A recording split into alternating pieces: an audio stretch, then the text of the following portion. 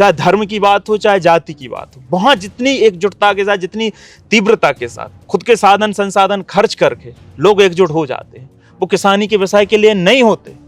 मैंने सबसे ज्यादा विषय किसानी के ही उठाए। किसान नेता तो नहीं कहा इन लोगों ने, कहा जातिवादी नेता, उसमें ज्यादा भीड़ होती है। सबसे बड़ा आरोप आता है द्रकपाल सिंह लोधी पर कि वो ब्राह्मण समाज का विरोधी है, सनातन विरोधी है, सनातन की रीति रिवाजों का कहीं ना कहीं विरोध करता है। किस रीति रिवाज का विरोध करते बताएं आप? आपने कई बार विरोध किया है। एक रीति रिवाज बताएं आप कि आपने जल चढ़ाने से लेकर के कई बातों का आपने कैसा जल चढ़ाने? शिवलिंग पर जल चढ़ाने से लेकर के आपने विरोध किया, हम्म। और उसके बाद आप खुद ही बांदकपुर में शिवलिंग पर मैंने कभी विरोध नहीं किया। नहीं, आपने कई बार रीति रिवाजों का बागेश्वर धाम के पीठाधीश्वर, बागेश्वर धाम क्या है? सनातन है। बागेश्वर धाम मतलब धाम नहीं कह रहा, बागेश्वर धाम तो वहाँ हनुमान जी का मंदिर है, लेकिन धीरेन्द्र शास्त्री क्या सनातन? बड़े बड़े संगठन है साहब, मैं नाम नहीं लूंगा, जो आज भाजपा का सिर्फ राजनीति की बात, राजनीतिक संगठन नहीं, सामाजिक संगठन भी हैं जो भाजपा की खिलाफत करते हैं, और उनके बड़े बड़े सदस्य हैं, उनके बड़े बड़े पदाधिकारी हैं, उन पे FIR नहीं है साहब। वो कलेक्ट्रेट में खड़े होके घरे आते हैं, उनके खिलाफ FIR नहीं है। हगपाल, सुअरपाल जैसे नाम तक दिए आपको, भ्रांतिकारी, इस तरीके के अपशब्दों का प्रयोग किया गया। जब वो आप पढ़ते हैं तो कैसा महसूस हो? एक किसी ना किसी नेता के पैर धोकर उसकी चरण वंदना करके ये मंत्री विधायक बने हैं आज। ये जनहितैषी काम से, जन आंदोलन से, किसी सामाजिक मूवमेंट से, या किसी ऐसे काम से उठ के, किसानों के मुद्दों से उठ के नेता नहीं बने। ये किसी एक व्यक्ति विशेष की, किसी पार्टी के व्यक्ति विशेषों की चरण वंदना करके नेता बने। इनकी जड़ें मजबूत नहीं है, और जब ऐसे व्यक्ति नेता बनते हैं, ऐसे व्यक्ति मंत्री विधायक सांसद बनते हैं, तो ये जरा से विरोध से बौखला जाते हैं। इनको लगता है कि हमारी जड़ें उखड़ ना जाएं। विरोध हमें कैसे अपना स्वीकार करके और उसको एक कान से सुन के दूसरे कान से निकाल के, अगर अपन इन चीजों में फंस गए तो हम भी ऐसे रोज लाइव चलाते रहेंगे और फिर डिलीट करते रहेंगे। कि जिला पंचायत चुनाव में आप रिकॉर्ड मतों से जीते थे, जिसमें एक बड़ी जीत आपकी थी, जिसकी चर्चा आज भी लोग करते हैं कि द्रकपाल एक तरफा चुनाव जीत कर आए थे। लेकिन द्रकपाल, जब वही द्रकपाल विधानसभा चुनाव लड़ते हैं जी, तो वो 900 वोटों में सिमट कर रह जाते हैं। क्या कारण रहा कि 18,000 से सीधा 900? इतना डाउनफॉल क्यों? विरोध कई लोग करते हैं, राजनीति कई लोग करते हैं। ये शर्ट उतारने का आइडिया कहाँ से, और शर्ट उतारने का कारण क्या है? यहाँ के सांसद थे और लगातार आए दिन बेलाताल साफ करने के लिए बेलाताल में घुस जाते थे। तो सीधा सा सवाल था कि यह इतना बड़ा केंद्रीय मंत्री होगा, अगर एक छोटे से तालाब में बार बार घुसना पड़ रहा है, तो ये मैं मानता हूँ कि पूरे दमोह का विकास कैसे करता है जो एक व्यक्ति तालाब साफ नहीं कर पा रहा। 50,000 से कल्पना नहीं की थी यहाँ खुद उनके समर्थकों ने, 50,000 से मानिए जी हम विधायक बनेंगे। वो गलत हो तो वो उनसे पूछ लीजिएगा बिना कैमरा के। तो हकीकत क्या है ये सबको पता है।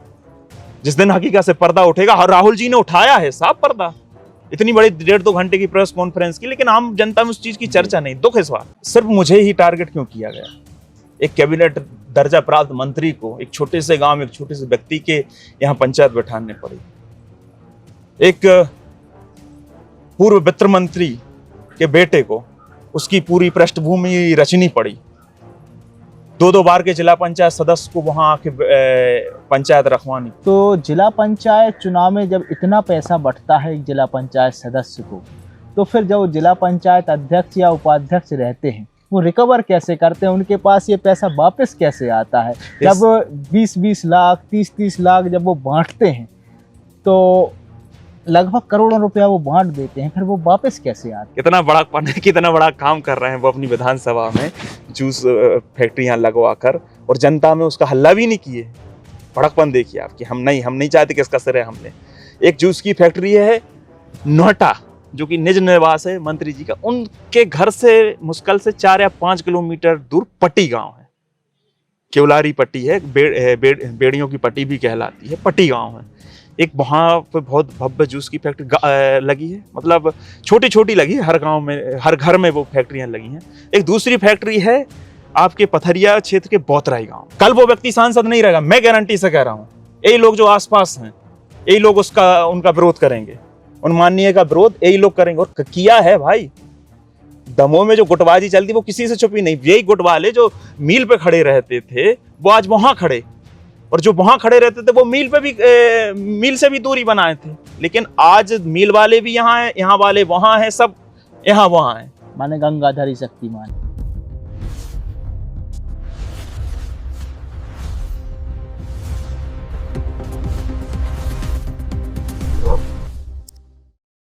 नो फिकर के कार्यक्रम हम क्यों ना पूछे में आप सभी का स्वागत है। आज हमारे मेहमान हैं द्रकपाल सिंह लोधी। इनको काफ़ी लोग पसंद करते हैं और काफ़ी लोग नापसंद करते हैं, लेकिन अंग्रेजी की जो पंक्तियां हैं, यू लव मी और hate me but you can't ignore me, इन्हीं पर चरितार्थ होती है कि इन्हें कई लोग पसंद करते हैं, नापसंद करते हैं, लेकिन इन्हें नज़रअंदाज नहीं किया जा सकता है, क्योंकि ये कहीं ना कहीं हर माहौल में सक्रिय रहते हैं। जनता की आवाज़ बुलंद करने के लिए जाने जाते हैं कि हर व्यक्ति, हर शोषित व्यक्ति, दबे कुचले व्यक्ति के लिए ये आवाज़ बुलंद करते हैं। और कहीं ना कहीं हम देखते हैं कि दमोह क्षेत्र की राजनीति में एक अब नया नाम या फिर एक नया विकल्प बनकर जनता के बीच में आ रहे हैं, और हो सकता है कि 2028 या 29 के चुनाव में ये एक नया विकल्प बनकर जनता के बीच में उभरें। द्रकपाल जी, हमारे कार्यक्रम में आपका स्वागत है। धन्यवाद अभिनव भैया, और धन्यवाद नो फिकर की सारी टीम का। सबसे पहले तो मैं ईश्वर से, इस प्रकृति से दुआ करता हूं कि आप स्वस्थ रहें, आपका स्वास्थ्य बिल्कुल अच्छा रहे और नो फिकर नित नई ऊंचाइयों को छुए। अब आपसे जानना चाहेंगे कि लोगों के बीच में द्रकपाल सिंह को लेकर के कई बातें रहती हैं, लेकिन हम सबसे पहले शुरुआत आपसे ये करें कि ये बताइए कि द्रकपाल सिंह लोधी है कौन। एक छात्र जीवन से शुरुआत करते हुए आपके हम जानना चाहेंगे, शुरुआती दौर से, कि कहाँ से आपने शिक्षा दीक्षा की, कहाँ के आप निवासी हैं, और आपके बारे में आप बताइए लोगों को कि द्रकपाल सिंह लोधी कौन है। जी, मैं ग्राम दतला, जहां आप जिस पावन भूमि पर अभी बैठे हैं, ग्राम दतला का निवासी हूं। दमोह जिले से बाहर के भी लोग जुड़े होंगे तो मैं बता दूं, दमोह जिला है हमारा, प्रदेश मध्य प्रदेश है। मेरी शिक्षा दीक्षा रानी अवंतीबाई स्कूल, अब हाई स्कूल है अभाना, वहाँ 9वीं तक मेरी यहाँ पढ़ाई हुई, KG 1 से 9वीं तक। 10वीं मेरी नया गवर्नमेंट स्कूल बना था वहाँ पे, तो 10वीं वहाँ से हुई। फिर 11वीं 12वीं मेरी मिशन स्कूल से हुई। उसके बाद फिर मैं सागर यूनिवर्सिटी में एंट्रेंस एग्जाम दिया, तो वहाँ एंट्रेंस एग्जाम निकलने के बाद मैंने ग्रेजुएशन सागर यूनिवर्सिटी से की। उसके बाद सागर यूनिवर्सिटी से ग्रेजुएशन होने के बाद हम 2 साल और रहे सागर में, SI की तैयारी कर रहे थे। लेकिन चूंकि 2017 के बाद से वैकेंसी नहीं निकली और फिर कोरोना काल आ गया, तो वो तैयारी वहीं रुकी, और फिर आप जिस क्षेत्र में देख रहे हैं वहाँ सक्रिय हूँ।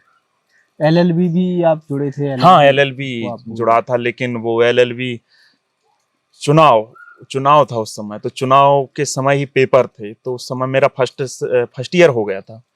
सेकेंड ईयर या थर्ड ईयर के एग्जाम थे, तो उसके बाद वो LLB वहाँ रुक गई और उसके बाद आगे कंटिन्यू नहीं हो पाई, लेकिन मैं दोबारा से कंटिन्यू करना चाहूँगा। तो द्रकपाल सिंह लोधी एक सामान्य किसान परिवार से जुड़ा हुआ एक सामान्य सा व्यक्ति है, एक लड़का जो किसान परिवार से आता है, जिसने किसानों की पीड़ा को बड़े करीब से देखा है, किसान के दर्द को बड़े करीब से देखा है। उस दर्द को अपनी सोशल मीडिया के माध्यम से छोटे से साउंड रखकर 2 व्हीलर पर गांव-गांव जाकर उन वीडियो को मैंने चलाया। अगर किसी ने ट्रांसफार्मर की कहीं लिए बुलाया, खाद के लिए कहीं बुलाया, या किसी भी समस्याओं के लिए कहीं बुलाया, तो उन समस्याओं को उठ के आज यहाँ तक पहुँचने वाले एक सामान्य सा लड़का हूँ। किसान परिवार से मेरा ताल्लुक है, पूरा परिवार किसान बैकग्राउंड है मेरा। अब आपसे जानना चाहेंगे कि जो आपके क्रांतिकारी, आप भगत सिंह जी को लेकर के आप जनता के बीच में जाते हैं, इंकलाब की बात करते हैं, तो इस कार्यक्रम की या फिर कहें कि इसकी शुरुआत कैसे हुई कि आपने जनता की आवाज़ उठाना है, जनता की समस्याओं को उजागर करना है, इस बात की शुरुआत कैसे हुई? मैं आपको बता दूं भैया कि हम लोग जब 2014 के करीब हम लोग यूनिवर्सिटी में थे, तो हम लोग की भी विचारधारा जैसे आज के ज़्यादातर युवाओं की है, जो व्हाट्सएप यूनिवर्सिटी से ज्ञान लेते हैं, धर्मांधता में लिप्त हैं, कट्टरता में लिप्त हैं, हिंदू मुसलमान दंगाई मानसिकता से ग्रस्त हैं। कहीं ना कहीं कुछ प्रकार की ऐसी मानसिकता हम लोग भी इस मानसिकता से गुजरे हैं। अज्ञानता का कारण रहा होगा, अच्छी किताबों का संगत में ना आना रहा होगा, और उस दौर में सबसे बड़ी बात थी जो हमें लगता है कि जिस प्रकार से मोदी सरकार उस समय आई थी, सोशल मीडिया का उपयोग जिस प्रकार से सरकार ने किया था और जिस प्रकार की सूचना हम लोग को व्हाट्सएप पे प्राप्त हो रही थी, आज की जब ये जागरूकता बढ़ी तब समझ में आया कि हर चीज जो व्हाट्सएप पे आती है वो सही नहीं होती। लेकिन उस समय जो व्हाट्सएप पे आता था, जो नेट पे डला रहता था, हम उसको सत्य मानते थे और उसी को पढ़कर, उसी को देखकर भी हम लोग उसी तरह का व्यवहार करते थे। हम लोग का ग्रुप था वो लगभग इसी मानसिकता था। लेकिन धीरे धीरे जब हम लोग ने किताबों के अध्ययन शुरू किए, भगत सिंह साहब जैसे लोगों, महापुरुषों के किताबों को पढ़ा, तब हम लोग को ये समझ में आया कि वास्तविकता है क्या। हमारे महापुरुष इस मानसिकता से नहीं रहे और एक भी महापुरुष ऐसा नहीं रहा दुनिया का या देश का जिसके जहन में किसी भी प्रकार की कट्टरता हो। वो महापुरुष है ही नहीं। आज भी आप जिसकी आज लोग सावरकर को गाली देते हैं या सावर को देश विरोधी बताते हैं, तो वो इसीलिए कि उसकी विचारधारा कट्टरता की थी। लेकिन एक भी महापुरुष जो ऐसे हैं उनकी कट्टरता की विचारधारा नहीं ली। तो जब इन लोगों की संगत में आए तो इनको पढ़ा, तब हम लोग की आंखें खुली और फिर धीरे धीरे जब ग्रुप में जो दूसरे विचार के लोग थे और जब उनकी भी हम लोग की आपस में बैठक हुई और धीरे धीरे करके हम लोगों ने इस चीज पे आए और हम लोग की विचारधारा में शुरुआत हुआ। लेकिन सबसे बड़ा परिवर्तन जीवन में तब आया जब मैं 2017 के लास्ट टाइम मैंने एसआई का अटेम्प्ट दिया था। उसके बाद मैं घर पे तैयारी कर रहा था, नौकरी निकल नहीं रही थी, 3-4 साल हो चुके थे। तो मैंने एक भावनात्मक रूप से स्वयं में उसमें राजनीति कहीं से भी नहीं थी, सिर्फ एक पीड़ा थी कि मैं खुद एसआई की तैयारी कर रहा हूं और रोजगार निकल नहीं रहे हैं। तो मैंने ऐसे हाथों में तख्ती लेके 20-25 लड़कों के साथ दमोह में एक छोटी सी रैली निकाल दी। उसको मीडिया ने दिखाया, इलेक्ट्रॉनिक मीडिया, प्रिंट मीडिया, सब में वो चीज आई। उसके बाद हौसला सा बढ़ा, थोड़ा उत्साह बढ़ा।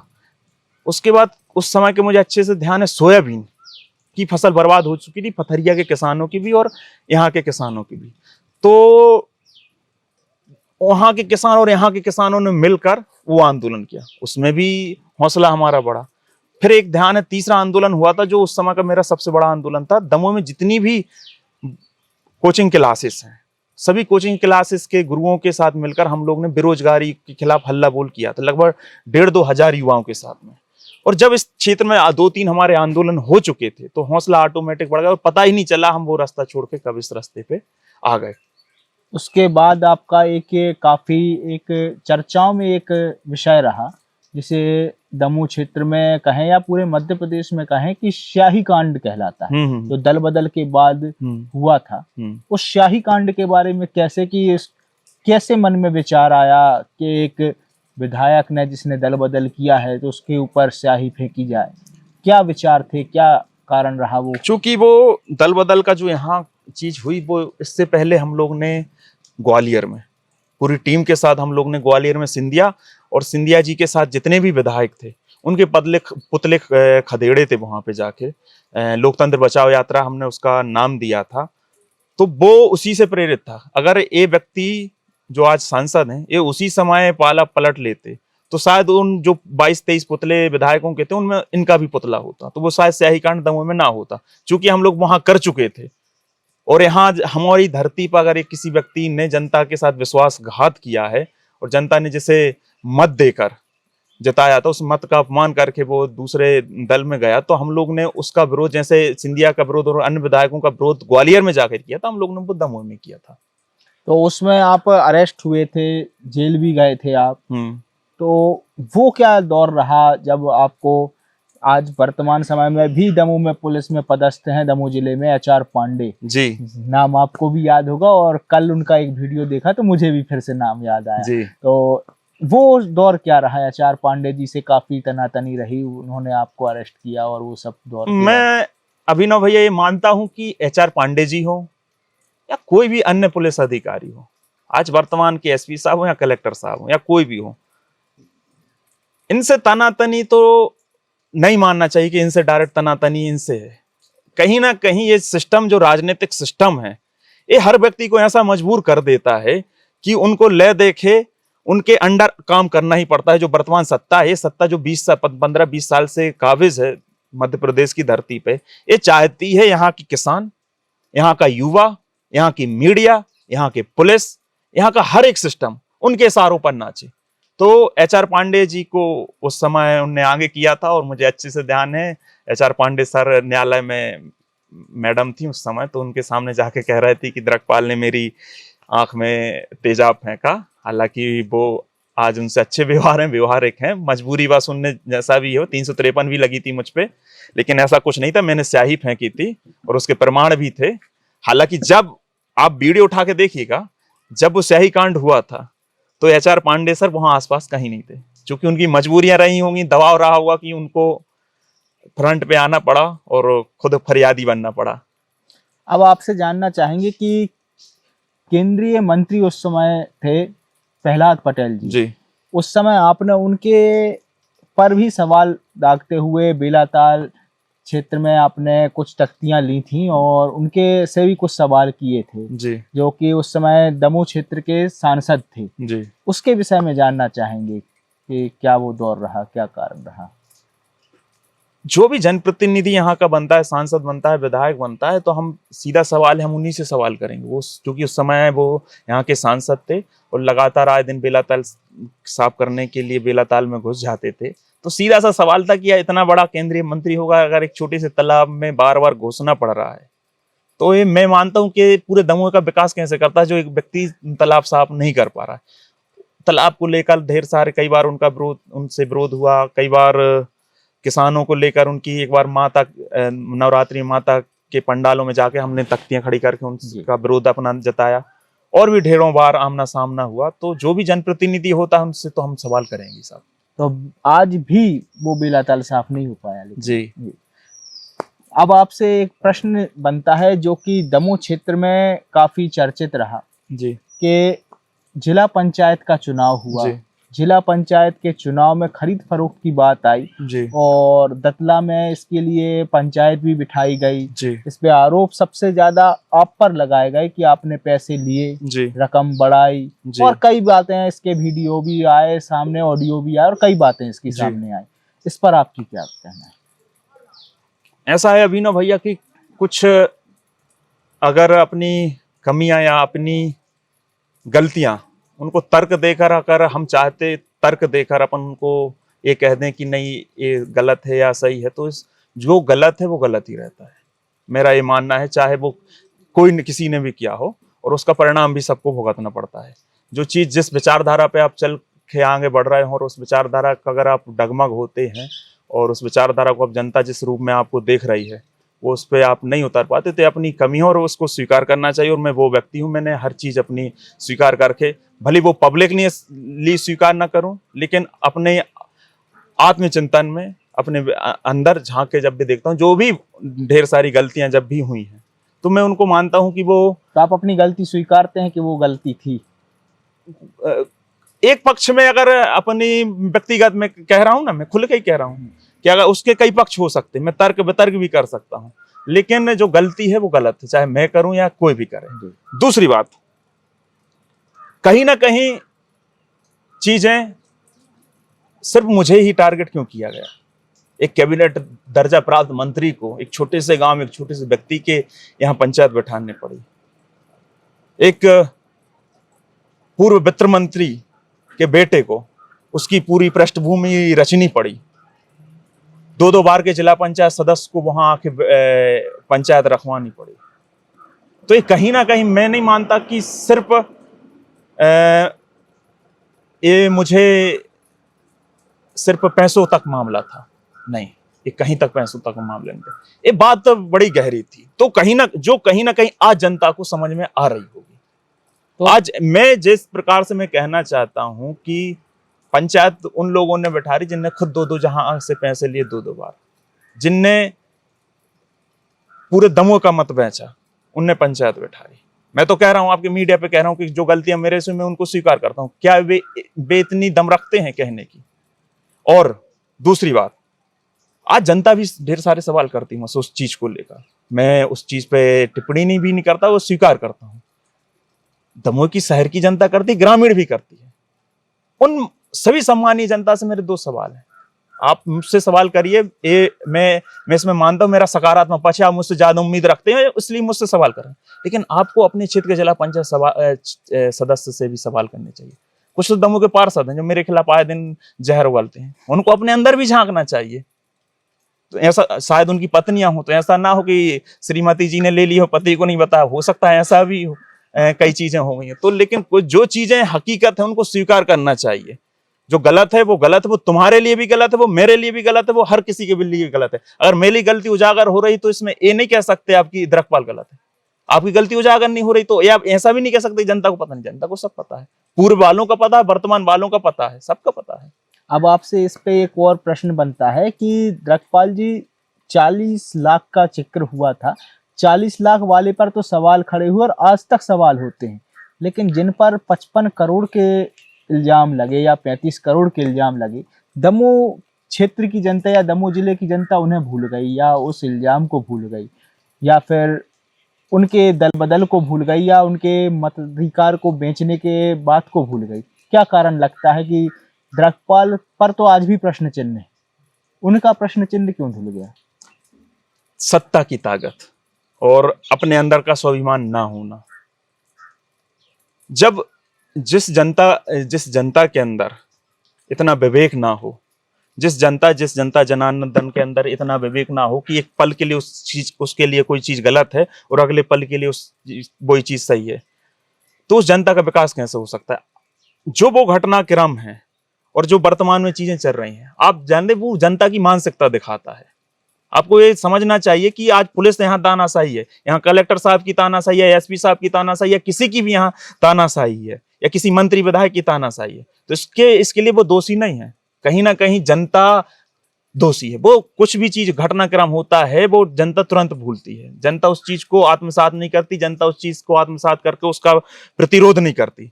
कोरोना काल इस देश ने देखा है और कोरोना काल की भयावह तस्वीरें मेरे सामने आज भी, जब भी वो क्लिप आती हैं तो रोंगटे खड़े हो जाते हैं। जनता वो भी भूल गई, जनता हर वो चीज भूल जाती है जो जनता जिससे प्रताड़ित है।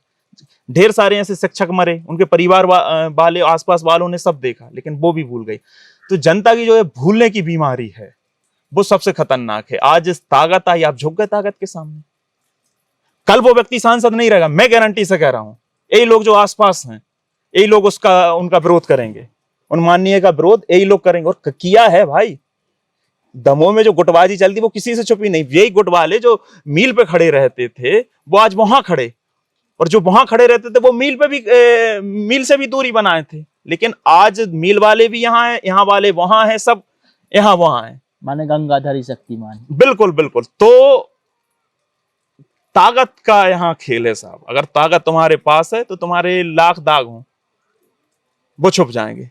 आज वो व्यक्ति सांसद हैं तो उनकी चीजें छुप गई, वो कल नहीं रहेंगे तो फिर उजागर होंगे, फिर वही लोग हैं, कल उनका बुरा समय आएगा, उनके हाथ से सत्ता जाएगी, भाजपा जाएगी, यही सवाल करने लगे। तो जनता की फितरत इस तरह की हो गई है जिससे खामियाजा जनता को खुद भुगतना पड़ रहा है। अब आपसे एक सवाल बनता है कि जिला पंचायत आप सदस्य हैं, जिला पंचायत का कार्य भी आपने वर्षों से आप देख रहे हैं, 2-3 वर्षों आपके कंप्लीट हो गए हैं। तो जिला पंचायत चुनाव में जब इतना पैसा बंटता है एक जिला पंचायत सदस्य को, तो फिर जो जिला पंचायत अध्यक्ष या उपाध्यक्ष रहते हैं वो रिकवर कैसे करते हैं? उनके पास ये पैसा वापस कैसे आता है? जब 20-20 लाख 30-30 लाख जब वो बांटते हैं तो लगभग करोड़ों रुपया वो बांट देते हैं, फिर वो वापस कैसे आता है? ये भी आपने अध्यक्ष उपाध्यक्ष का सवाल पूछा, ये सवाल उन्हीं से बनता है साहब, मैं तो उसका जवाब नहीं दे सकता।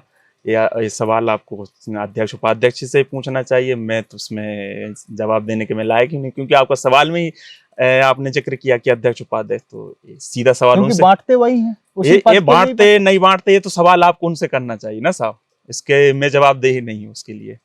चलिए, अब आपसे एक प्रश्न बनता है कि जिला पंचायत चुनाव में आप रिकॉर्ड मतों से जीते थे, जिसमें एक बड़ी जीत आपकी थी, जिसकी चर्चा आज भी लोग करते हैं कि द्रकपाल एक तरफा चुनाव जीत कर आए थे। लेकिन जब वही द्रकपाल विधानसभा चुनाव लड़ते हैं जी, तो वो 900 वोटों में सिमट कर रह जाते हैं। क्या कारण रहा कि 18,000 से सीधा 900, इतना डाउनफॉल क्यों? ये कहीं ना कहीं चीजें अब वैसी रही नहीं जनता की, जो पहले जनता के बीच में जाकर चीजें हो जाती थी साहब। और जिला पंचायत का चुनाव और विधानसभा का चुनाव दोनों लड़के दिखे, हमने समझा कि दोनों बिल्कुल अलग चुनाव है। विधानसभा का चुनाव आप 5-10 करोड़ जेब में रखे बिना यहाँ कोई आम व्यक्ति कल्पना भी नहीं कर सकता। हमने देखा है कि हमारे प्रतिद्वंदी कि जितने पैसे खर्च होने थे सिर्फ हमारे चुनाव लड़ने से, उससे 10 गुने पैसे ज्यादा खर्च हुए।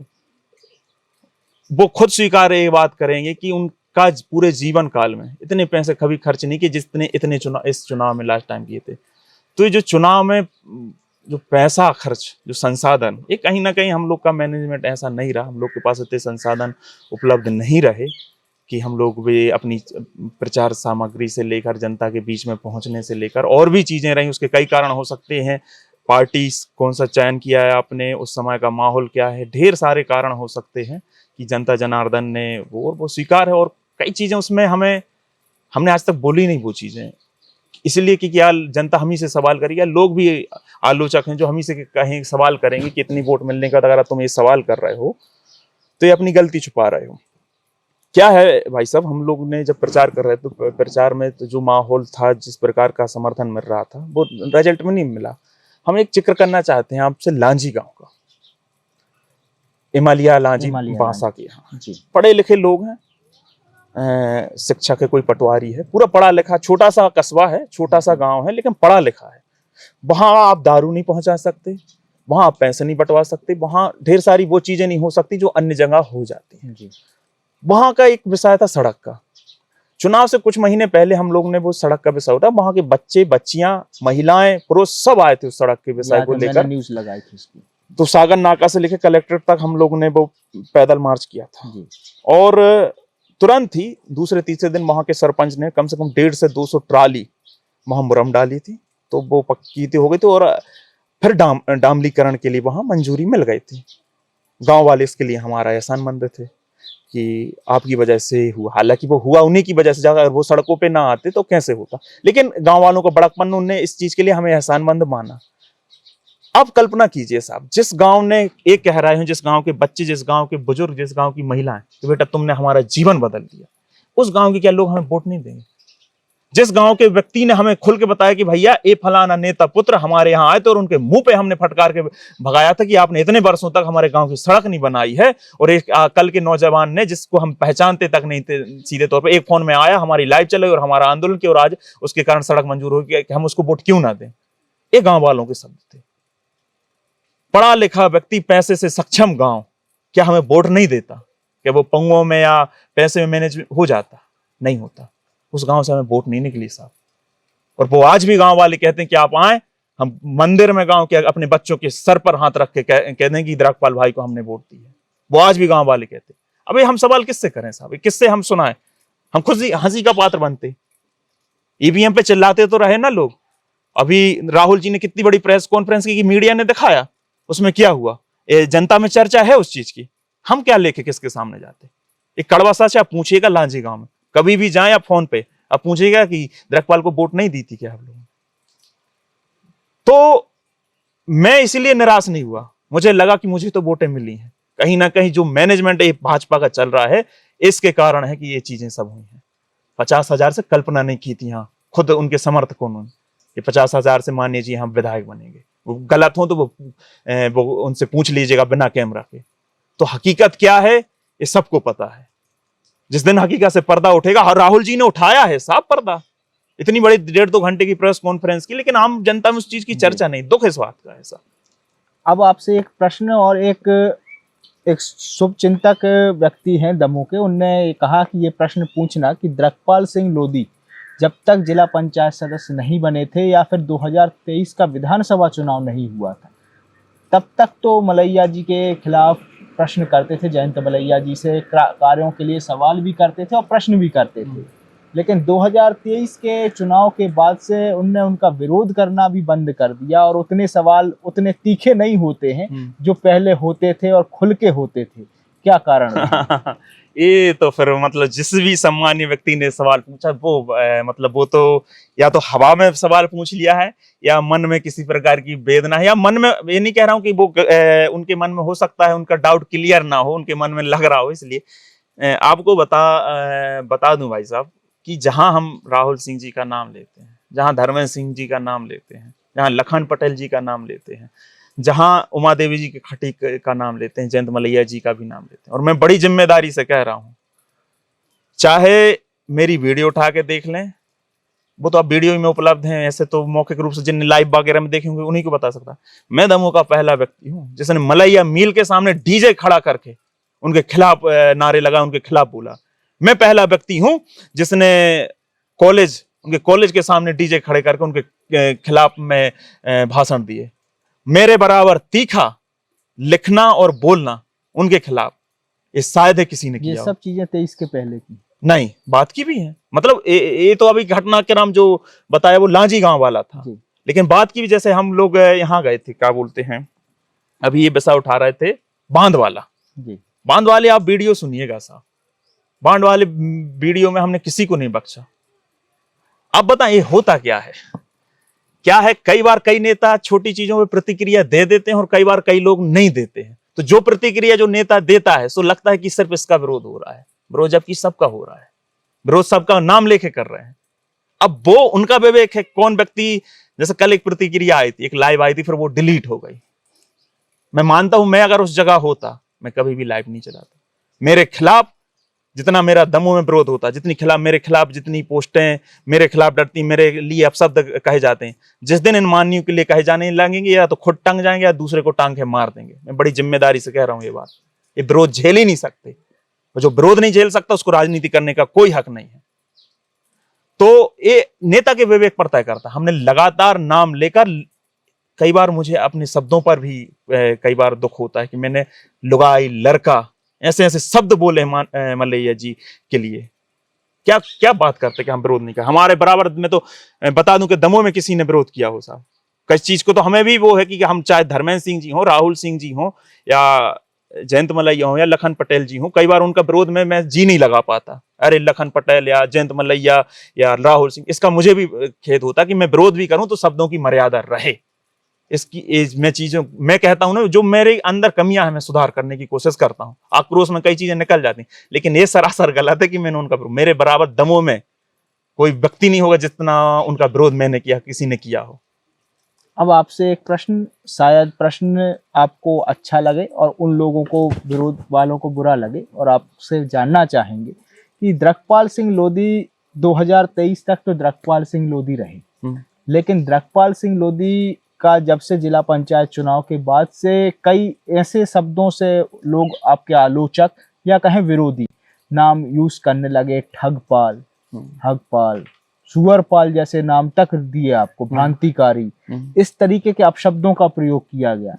जब वो आप पढ़ते हैं तो कैसा महसूस होता है? ये मैं कह रहा हूँ, राजनीति की मुझे सबसे, अपने जीवन में जो राजनीति की मुझे अपने जीवन में सबसे बड़ी सीख मिली है, और मेरे जीवन में जो सबसे बड़ा राजनीति का परिणाम आया है, उसका परिवर्तन आया है, मैं राजनीति और जनता को इस चीज़ के लिए हमेशा ऋणी रहूँगा।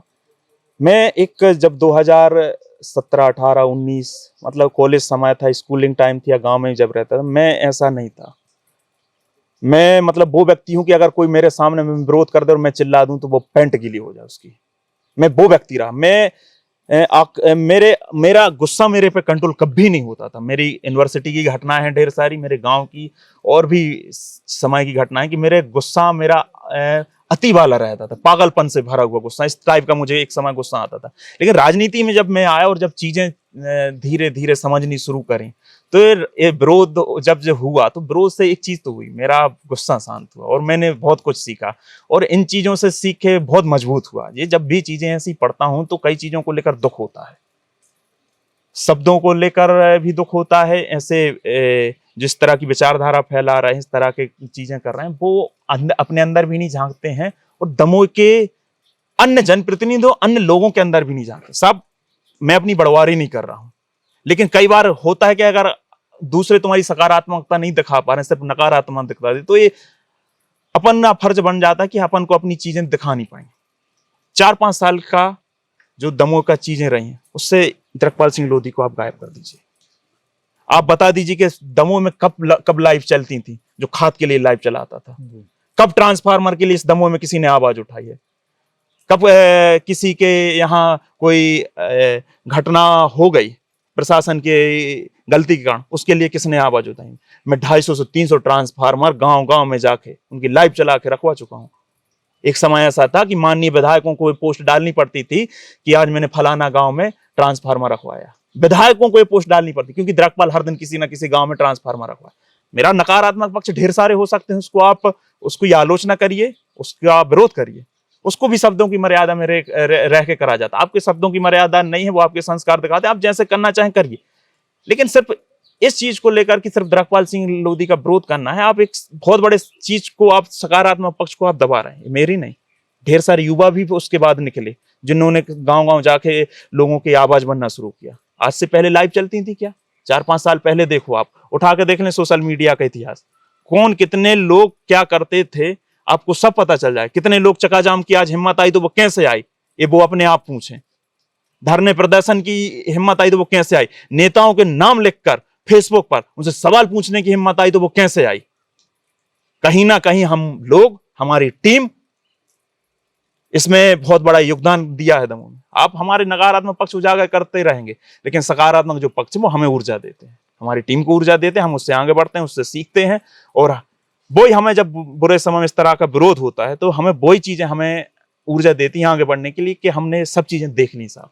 अब ये तो शब्द ही हैं, हमने तो मार भी देखी, ताने की, झूठे केस भी देखे, तो इससे क्या होगा। अब आपने जो जवाब दिया इसमें 3 प्रश्न बनते हैं, जी। 3 प्रश्न निकल के आए। उसमें से एक पहला प्रश्न ये है कि जब तक द्रकपाल सिंह लोधी के बारे में लिखते हैं वहां तक तो ठीक है, लेकिन द्रकपाल सिंह लोधी के परिवार को भी जोड़कर कई बार अब शब्द लिखे गए, चाहे उनकी माँ हो, चाहे उनकी बहन हो, चाहे उनकी वाइफ हो, इनको लेकर भी कई बार अब शब्द सोशल मीडिया पर लिखे गए और अभी भी लिखे जाते। तब परिवार से कोई आपत्ति आती है या फिर आपके मन में कोई यार अब आप पीछे हटें कि अब बहुत हो गया, या कुछ विरोध करें? कई बार, 1-2 बार ऐसी टिप्पणी बहुत हुई है जो बहुत बहुत पीड़ादायक हुई है। जैसे एक बार की घटना थी, किसी ने, उस समय बहुत विरोध हो रहा था, किसी ने टिप्पणी की तो एक रिजा पटेल जी यहाँ पहचानती होंगी। हाँ, रिचा पटेल जी हैं, ओबीसी के विषय जुड़ाते हैं, ओबीसी शायद महिला मोर्चा की प्रदेश अध्यक्ष हैं। तो उनने अपने एक मित्र से ये सवाल किया था, मैं इस तरह की, तो उन द्रकपाल के परिवार के बारे में सुन के उनके रोंगटे खड़े हो गए कि मैं तो खुद के बारे में सुन ही नहीं सकती थी, या अपने उसके बारे में सुन के मुझे घबराहट हो रही है। तो कितनी विचलित करने वाली कुछ चीजें इन लोगों ने नीचता की हदें पार कई बार की हैं, कई बार उल्टी सीधे अपशब्द बोले हैं। लेकिन आप यकीन करिए कि एक इस देश में एक व्यक्ति है, राहुल गांधी। हम ये नहीं कह रहे कि हम कांग्रेस पार्टी में हैं, कांग्रेस पार्टी में हैं वो आज है, लेकिन विरोध तो हमारा पहले से। लेकिन हम कहते हैं कि आम व्यक्ति हो, आप राजनेता हो, राहुल गांधी से आपको बहुत कुछ सीखने को मिल सकता है। आप अपनी माँ को प्रेम कर सकते हैं कि नहीं? बिल्कुल। आप अपनी बहन को प्रेम कर सकते हैं कि नहीं? बिल्कुल। आप सोचिए, इस देश की घटिया मानसिकता ने उनकी बहन भाई के रिश्ते तक पर टीका टिप्पणी की। उनकी प्रोफाइलें चेक करिए, जो ऐसी टिप्पणी करते हैं वो किस बैकग्राउंड से आते हैं। वो अपने आप को बहुत अच्छा सक्षम परिवार से दिखाएंगे, अच्छा पढ़ा लिखा दिखाएंगे।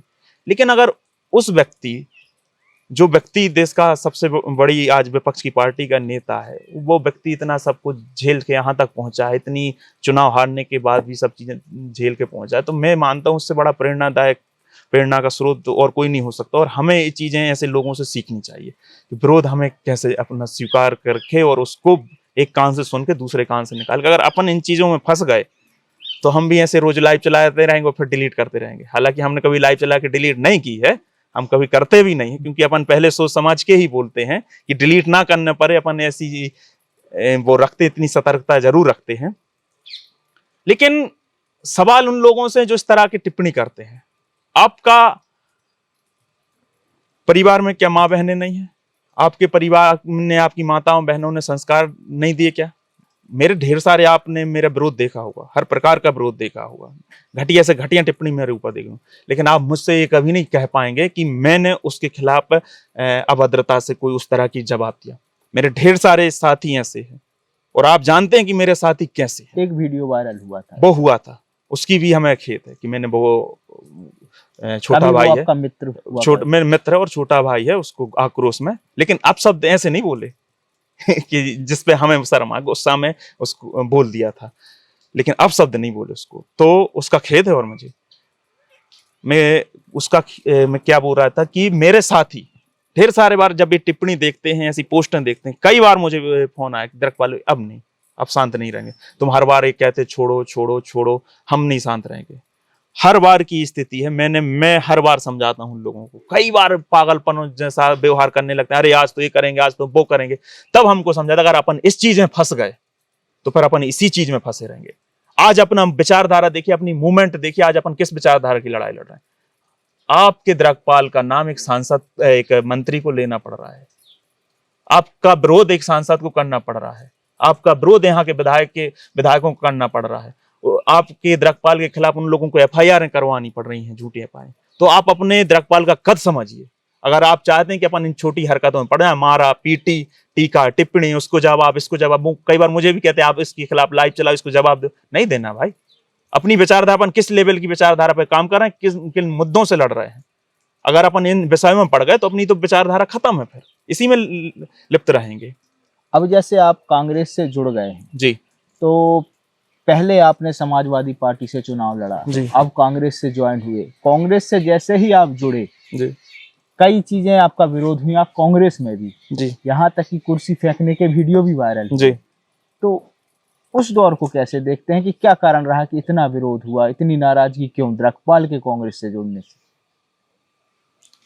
उनको कहीं ना कहीं लगा कि द्रकपाल की डायरेक्ट एंट्री हुई है। वह, मैं पहले से उनका कहना था, मैं पहले से इसमें समय देना था, पहले से कोई चुनाव में प्रचार प्रसार नहीं और डायरेक्ट आके कांग्रेस ज्वाइन। तो मैं आपको बता दूं, कई लोगों को ये जानकारी भी नहीं है भाई साहब कि मैं आदरणीय तरवर सिंह भाई साहब जी के लोकसभा चुनाव में मेरी ज्वाइनिंग, मेरी और भगवान दास चौधरी जी, नाम भगवान दास चौधरी जी शायद, हम दोनों की ज्वाइनिंग हो रही थी। एक रात पहले, रात के लगभग 12 बजे आदरणीय तरवर भाई साहब का फोन आता है कि द्रकपाल ऐसी ऐसी बात है और कांग्रेस के कुछ लोग ये चाहते हैं कि द्रकपाल अभी ज्वाइन ना करे। तो हमने कहा ठीक भाई साहब, आप परेशान हो, आप अपने चुनाव पे ध्यान दीजिए, आपका काम तो करना है, कांग्रेस में रह के करें या बाद में। तो मेरी ज्वाइनिंग तो उस समय हो रही थी और उस समय मेरी मांग क्या थी? कोई मांग नहीं थी। मैं एक कांग्रेस के सामान्य कार्यकर्ता के रूप में कांग्रेस पार्टी ज्वाइन कर रहा था, ना कोई पद, ना कोई दूसरा कोई उसमें लालच लोभ, कुछ नहीं। मैं एक सामान्य कार्यकर्ता के रूप में लोकसभा में चुनाव में काम करने के लिए मैं पार्टी ज्वाइन कर रहा था, लेकिन किन्हीं कारणवश वहां मेरी ज्वाइनिंग नहीं हुई। तब मैंने तरवार भाई साहब से कहा, मैंने कि मैं तो ज्वाइनिंग चाहूँ दिल्ली से भी ले आऊंगा और भोपाल से भी ले आऊंगा। मैं भोपाल गया, अपना बायोडेटा दिखाया आदरणीय मितेंद्र भाई साहब जी को। आप यकीन नहीं मानेंगे, और मैं बड़ी जिम्मेदारी से कह रहा हूं, कभी उनसे सामना हो तो आदरणीय मितेंद्र यादव जी, जो आज वर्तमान में IYC के महासचिव हैं, उनसे जरूर पूछेगा। मैंने सिर्फ अपनी इतनी मोटी फाइल बना के रखी, जो कार्यक्रम किए हैं उनकी सबको मैंने उनको दिखाया। उनका 2 दिन बाद फोन आता कि द्रकपाल एक धरना कर रहे हैं नरसिंह घोटाले को लेकर, उसमें आना है तुम्हें। मैं वो वहां पहुंचा, रुका भी उनके 24 घंटे के धरने में, वहां रुका। उसके कुछ दिन बाद मितेंद्र भाई साहब का फोन आता कि द्रकपाल मैं तुझे जिला युवा कांग्रेस का जिला अध्यक्ष बना रहा हूँ। आप यकीन मानिए, मैंने उस समय जब उनसे बैठक ली थी, उस समय बैठक हुई थी, मैंने सिर्फ ये शब्द थे मेरे कि भाई साहब मैं आपके संरक्षण में काम करना चाहता हूँ, यूथ कांग्रेस में जुड़कर। मेरे ये नहीं कहा था मुझे जिला अध्यक्ष बनाइए या कुछ और भी पद दीजिए। वो उनका बड़कपन था, उन्होंने मेरा संघर्ष देखो डायरेक्ट पद दिया। मैंने कभी पद की मांग मेरी रही नहीं। मैं भाई 4-5 साल से बिना कुछ पद पे रहते हुए लोगों के मुद्दे उठा रहा हूँ। हजारों को भी हमने बिना पद पे रहते हुए इकट्ठी की है दमोह की धरती पे। और किन विषयों पे की है? पानी के लिए, सड़क के लिए, खाद के लिए, ट्रांसफार्मर के लिए। यहाँ के नेता बता दें, बिना धर्म का नाम लिए वो भीड़ इकट्ठी करके बता दें, आप वो जो कहेंगे वो करूंगा। कितने लोगों ने यहाँ कितने आंदोलन किए इन विषयों को लेकर, वो बताएं। तो कांग्रेस की विचारधारा को लेकर आप बढ़ने की बात कर रहे हैं, लेकिन एक फोटो आपकी वायरल हुई थी जिला पंचायत चुनाव के समय, जिसमें आप शिवराज जी के साथ देखे गए थे जी। तब वो मुख्यमंत्री थे शायद जी। तो वो फिर क्या कारण था कि आप शिवराज जी से मिलने पहुंचे? मैं उस समय किसी पार्टी से नहीं जुड़ा था। शिवराज सिंह चौहान, उसमें शिवराज सिंह चौहान जी थे, हितानंद शर्मा जी थे, और उस समय के अध्यक्ष आदरणीय VD शर्मा जी थे। मैं उस समय किसी भी दल से नहीं जुड़ा था, किसी निर्दलीय था। और उस समय जिनको हम अध्यक्ष की वोट दे रहे थे, उनने कहा कि मुझे वहां अपनी दावेदारी दिखानी है, तो चलो भाई, हम चले गए। इतनी सी बात थी। और अगर कोई और के हम पक्ष में खड़े होते और वो वहां ले जाता, हम वहां भी चले जाते। एक्चुअल बात यह है भाई साहब कि हम बहुत बड़े ऐसे बैकग्राउंड से नहीं आए हैं कि हमारा पिताजी मंत्री रहे हो या हमारी पारिवारिक विरासत राजनीति से भरी हो। हम लोग ने इतनी चतुरता, इतनी चालाकी, ये हम लोग के खून में नहीं। ये सही बताएं, इसी का परिणाम है कि हम बहुत से नुकसान झेल रहे हैं। एक शब्द में कहें कि अनुभव की कमी भी कह सकते हैं इस चीज को। नहीं, आपको नहीं अनुभव क्या, अनुभव और चतुरता दो अलग विषय हो जाते हैं। मैं बात कर रहा हूं जो चतुरता चलती है। अनुभव हो जाता तो फिर वही चतुरता की बात आ गई ना कि तुम चतुरता करने लगो। जो चतुरता राजनीति में चलती है, हम उससे अछूते रहे। हम लोग ये दिमाग में इतना नहीं रखा ऐसा भी हो सकता है, ऐसा भी हो सकता है, ऐसा भी होता है राजनीति। ये तो धीरे धीरे धीरे आज 4-5 साल के इस राजनीतिक बैकग्राउंड में हमें समझ में आया कि राजनीति वास्तव में चीज क्या होती है। और मैं सबसे बड़ी, मैंने एक इंटरव्यू में और एक पत्रकार महोदय को कहा था कि राजनीति की सबसे जो ओछी चीज मुझे लगती है वो यही है कि जाने अनजाने में राजनीति आपकी जो मासूमियत है उस पर प्रहार करती है। आप सीधे भोले भाले रहकर अगर आप राजनीति में सोच रहे हैं आगे बढ़ जाएंगे तो ये बहुत बड़ा भ्रम है साहब। आपके अंदर चतुरता नहीं आएगी तो आप भुगतते रहोगे। आज हमारे अंदर ये चतुरता होती, हम भी समीकरण बैठा के गुटबाजी करके या अंदर खाने बैठ के करके जानते, तो मैं जिम्मेदारी से कहता हूँ द्रकपाल सिंह लोधी पे कोई माइकल लाल एक FIR नहीं कर पाता। द्रकपाल सिंह लोधी पे इतने केस चल रहे हैं तो इसीलिए कि वो भाजपा नेताओं के यहाँ बंद कमरे में बैठने नहीं जाता। बड़े बड़े संगठन है साहब, मैं नाम नहीं लूंगा, जो आज भाजपा का सिर्फ राजनीति की बात, राजनीतिक संगठन नहीं, सामाजिक संगठन भी हैं जो भाजपा की खिलाफत करते हैं और उनके बड़े बड़े सदस्य हैं, उनके बड़े बड़े पदाधिकारी हैं, उन पे FIR नहीं है साहब। वो कलेक्ट्रेट में खड़े होके घरे आते हैं, उनके खिलाफ FIR नहीं है। वो इसलिए वो जनता सब जानती है। जनता को आज मैं कह रहा हूं ना, मैंने नकारात्मक पक्ष तो ये दिखाते हैं, सकारात्मक पक्ष पे जितना चिंतन करेगी जनता वो सराखों पे बिठाएगी। मैंने ये कभी नहीं किया कि जाके हमें भी वो पढ़ा है। प्रहलाद पटेल साहब ने भरे मंच पे पूरी मीडिया के सामने एक कहा था कि द्रकपाल सिंह लोधी जैसे नौजवानों को मेरी जरूरत है, वो आए हमारे साथ, लेकिन मैं नहीं गया था। प्रहलाद पटेल जी की जैसे आपने चर्चा की, प्रहलाद पटेल जी का पर भी एक आरोप आता है तो उन्होंने प्रेस कॉन्फ्रेंस में कहा था कि द्रकपाल सिंह लोधी वाला जो मामला जिला पंचायत का हुआ था और उन्होंने कहा था कि इस पे हम कार्रवाई करेंगे। 2 साल 3 साल हो गए, आज वर्तमान में वो पंचायत मंत्री भी हैं, उस पर आज तक उनका फिर कोई कुछ कार्य नहीं हुआ। मैंने तो इसको लोग कहीं ना कहीं समाज से या जाति से जोड़ के देखते हैं, इस पर क्या कहना? नहीं, मुझे इस बारे में नहीं जानकारी उन्होंने क्या कहा था और किस चीज के प्रकार की कार्रवाई की थी, तो ये तो वही बताएंगे। लेकिन कार्रवाई अगर किसी चीज पर होगी तो यहाँ बहुत लोगों पर कार्रवाई होगी। वो भी जानते जो सवाल उठाते हैं और जो सवाल नहीं उठाते, जिनके मन में हैं चीजें, वो सब जानते हैं कि कार्रवाई किस पे पहले होगी।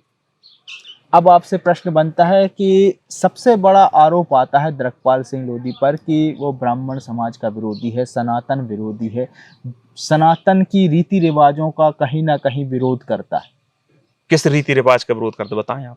आपने कई बार विरोध किया है। एक रीति रिवाज बताएं आप कि आपने जल चढ़ाने से लेकर के कई बातों का आपने कैसा जल चढ़ाने, शिवलिंग पर जल चढ़ाने से लेकर के आपने विरोध किया और उसके बाद आप खुद ही बांदकपुर में शिवलिंग पर, मैंने कभी विरोध नहीं किया। नहीं, आपने कई बार रीति रिवाजों का बागेश्वर धाम के पीठाधीश्वर, बागेश्वर धाम क्या है? सनातन है। बागेश्वर धाम मतलब धाम नहीं कह रहा, बागेश्वर धाम तो वहाँ हनुमान जी का मंदिर है, लेकिन धीरेन्द्र शास्त्री क्या सनातन है? आप कह रहे हैं कि आप, मैं समझ गए आप किस घटना की बात कर रहे हैं। एक समय एक बीच में एक समय आया था जब कह रहे थे कि मूर्तियां दूध पी रही हैं, पानी या दूध पी रही हैं। एक जो उसके पीछे विज्ञान है, उसमें अगर आप उसमें छिद्र टाइप के रहते हैं कुछ मूर्तियों में, जो चिकनी टाइप की नहीं रहती हैं, जिनके अंदर गुंजाइश रहती है सोखने की, पानी को सोखने की, तो उसके अंदर उनको जब यहाँ से चम्मच लगाई जाती तो पानी को सोख लेती थी। ऐसा अगर आप सीमेंट के खंबे को जिसमें नई नई तराई करते हैं अपन, उसमें देखते हैं तो वो भी पानी सोख लेता है। जिसका मतलब ये तो नहीं कि अपन ये कहने लगे कि मूर्तियां पानी पी रही हैं। आप धर्म में आपको पाखंड को क्यों जोड़ रहे हैं? आपको क्या जरूरत है मूर्ति को पानी पिलाकर उसको दिखाने की? ये चमत्कार हो रहा है साहब। मैं इसका विरोध करता हूँ, किया है। आप कह रहे रीति रिवाज परंपराओं का, परंपरा तो सती प्रथा की भी थी, तो बात चलनी चाहिए, उसका विरोध नहीं होना चाहिए था। परंपरा अगर जो सही है तो उनका सही चलना चाहिए, वो ठीक है, लेकिन जो गलत है उनका तो विरोध होना चाहिए। दुनिया में कोई भी ये आप नहीं बता सकता कि भाई मूर्तियां पानी पीती, कहीं नहीं पीती। आप भगवान को पाखंड में क्यों डाल रहे हैं? आप भगवान का अर्थ ये नहीं है कि आप उनको पाखंड में जोड़कर अपनी दुकानें चलाएं। भगवान राम ने जब भगवान लक्ष्मण को बाण लगा तो भगवान राम ने कहा कि वैद्य को बुला के लाओ। वो भगवान की उपाधि दी, वो चाहते थे हम मंत्र अंत्र फूंक फाके हम अपने भाई को ठीक कर दे रहे। उनको क्या जरूरत थी कि वैद्य को बुला के लाओ, फिर वो जड़ी बूटी बताएगा।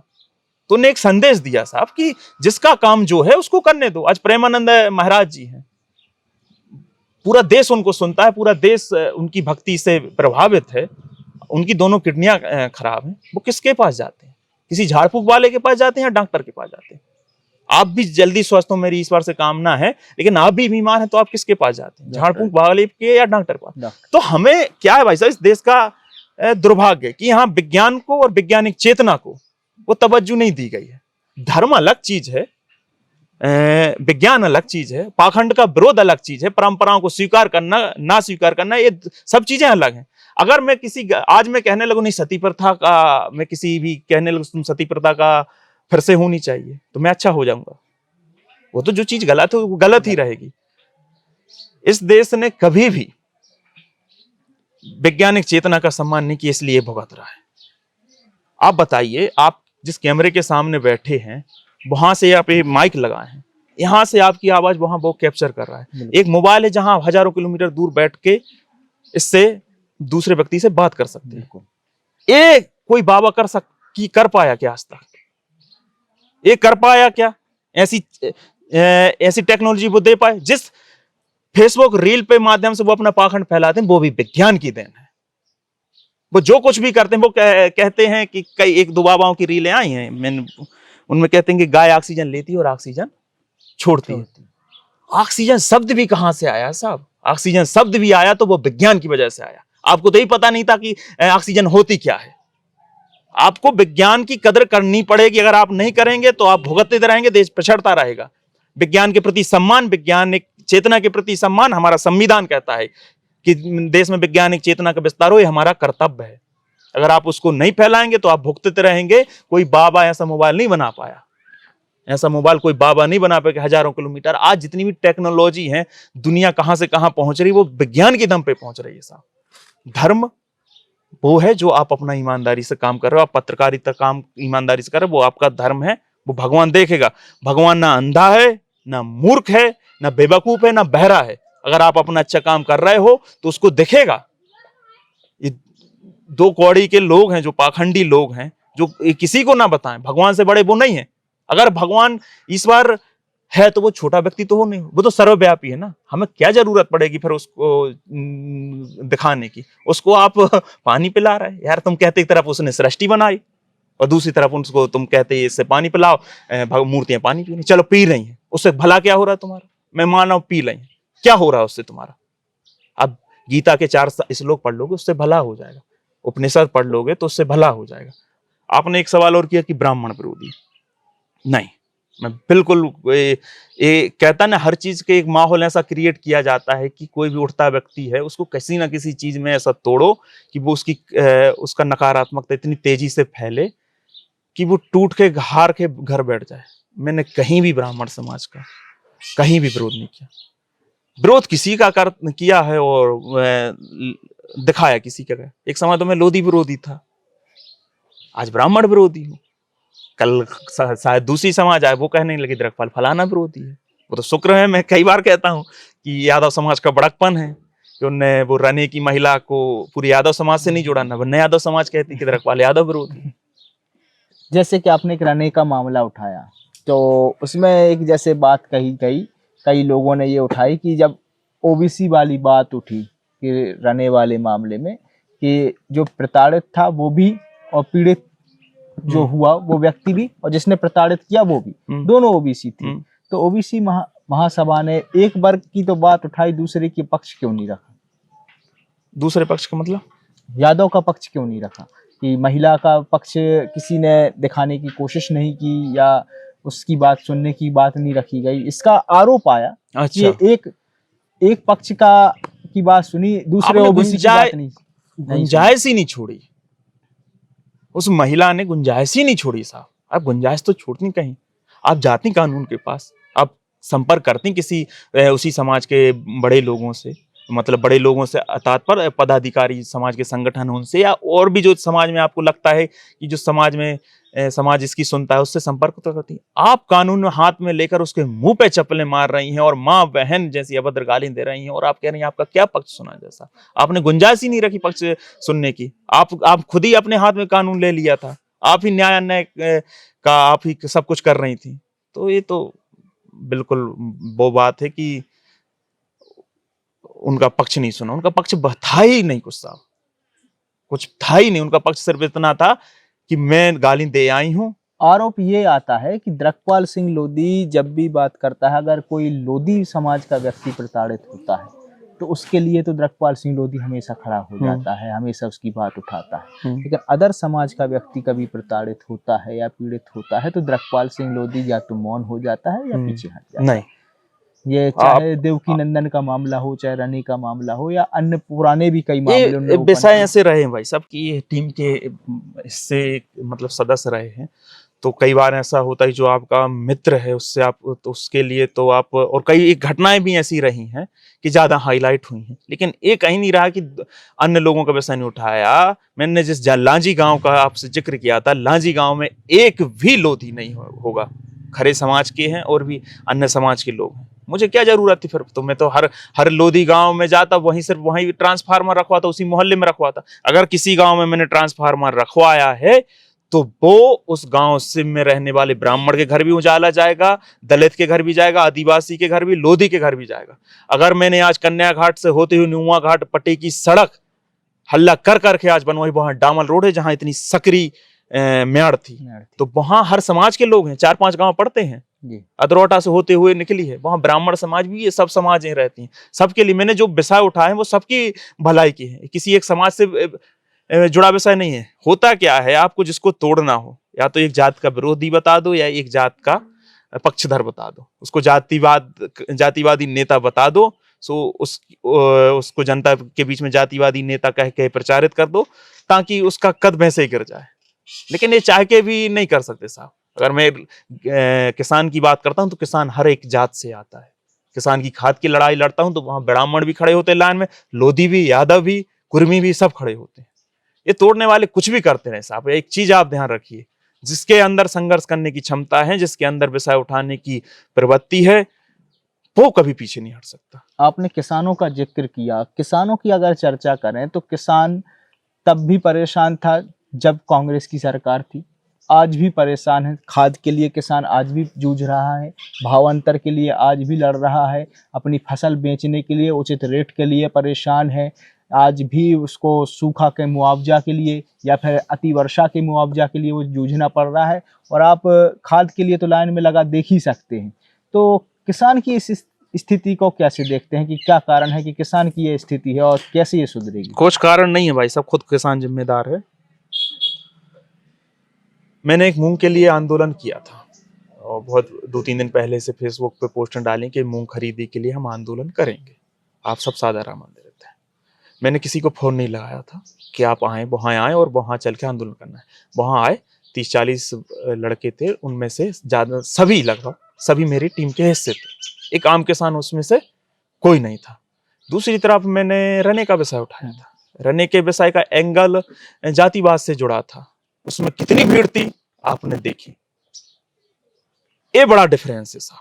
चाहे धर्म की बात हो चाहे जाति की बात हो, वहां जितनी एकजुटता के साथ, जितनी तीव्रता के साथ खुद के साधन संसाधन खर्च करके लोग एकजुट हो जाते हैं, वो किसानी के विषय के लिए नहीं होते। मैंने सबसे ज्यादा विषय किसानी के ही उठाए हैं। किसान नेता तो नहीं कहा इन लोगों ने कहा जातिवादी नेता।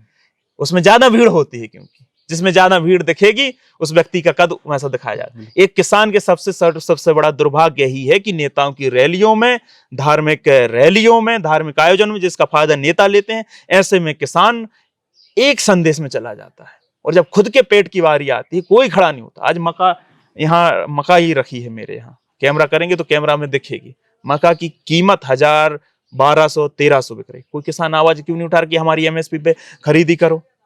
खाद का सबको पता है कि सरकार को पता है कि हर साल इतने समय किसान को खाद लगना है।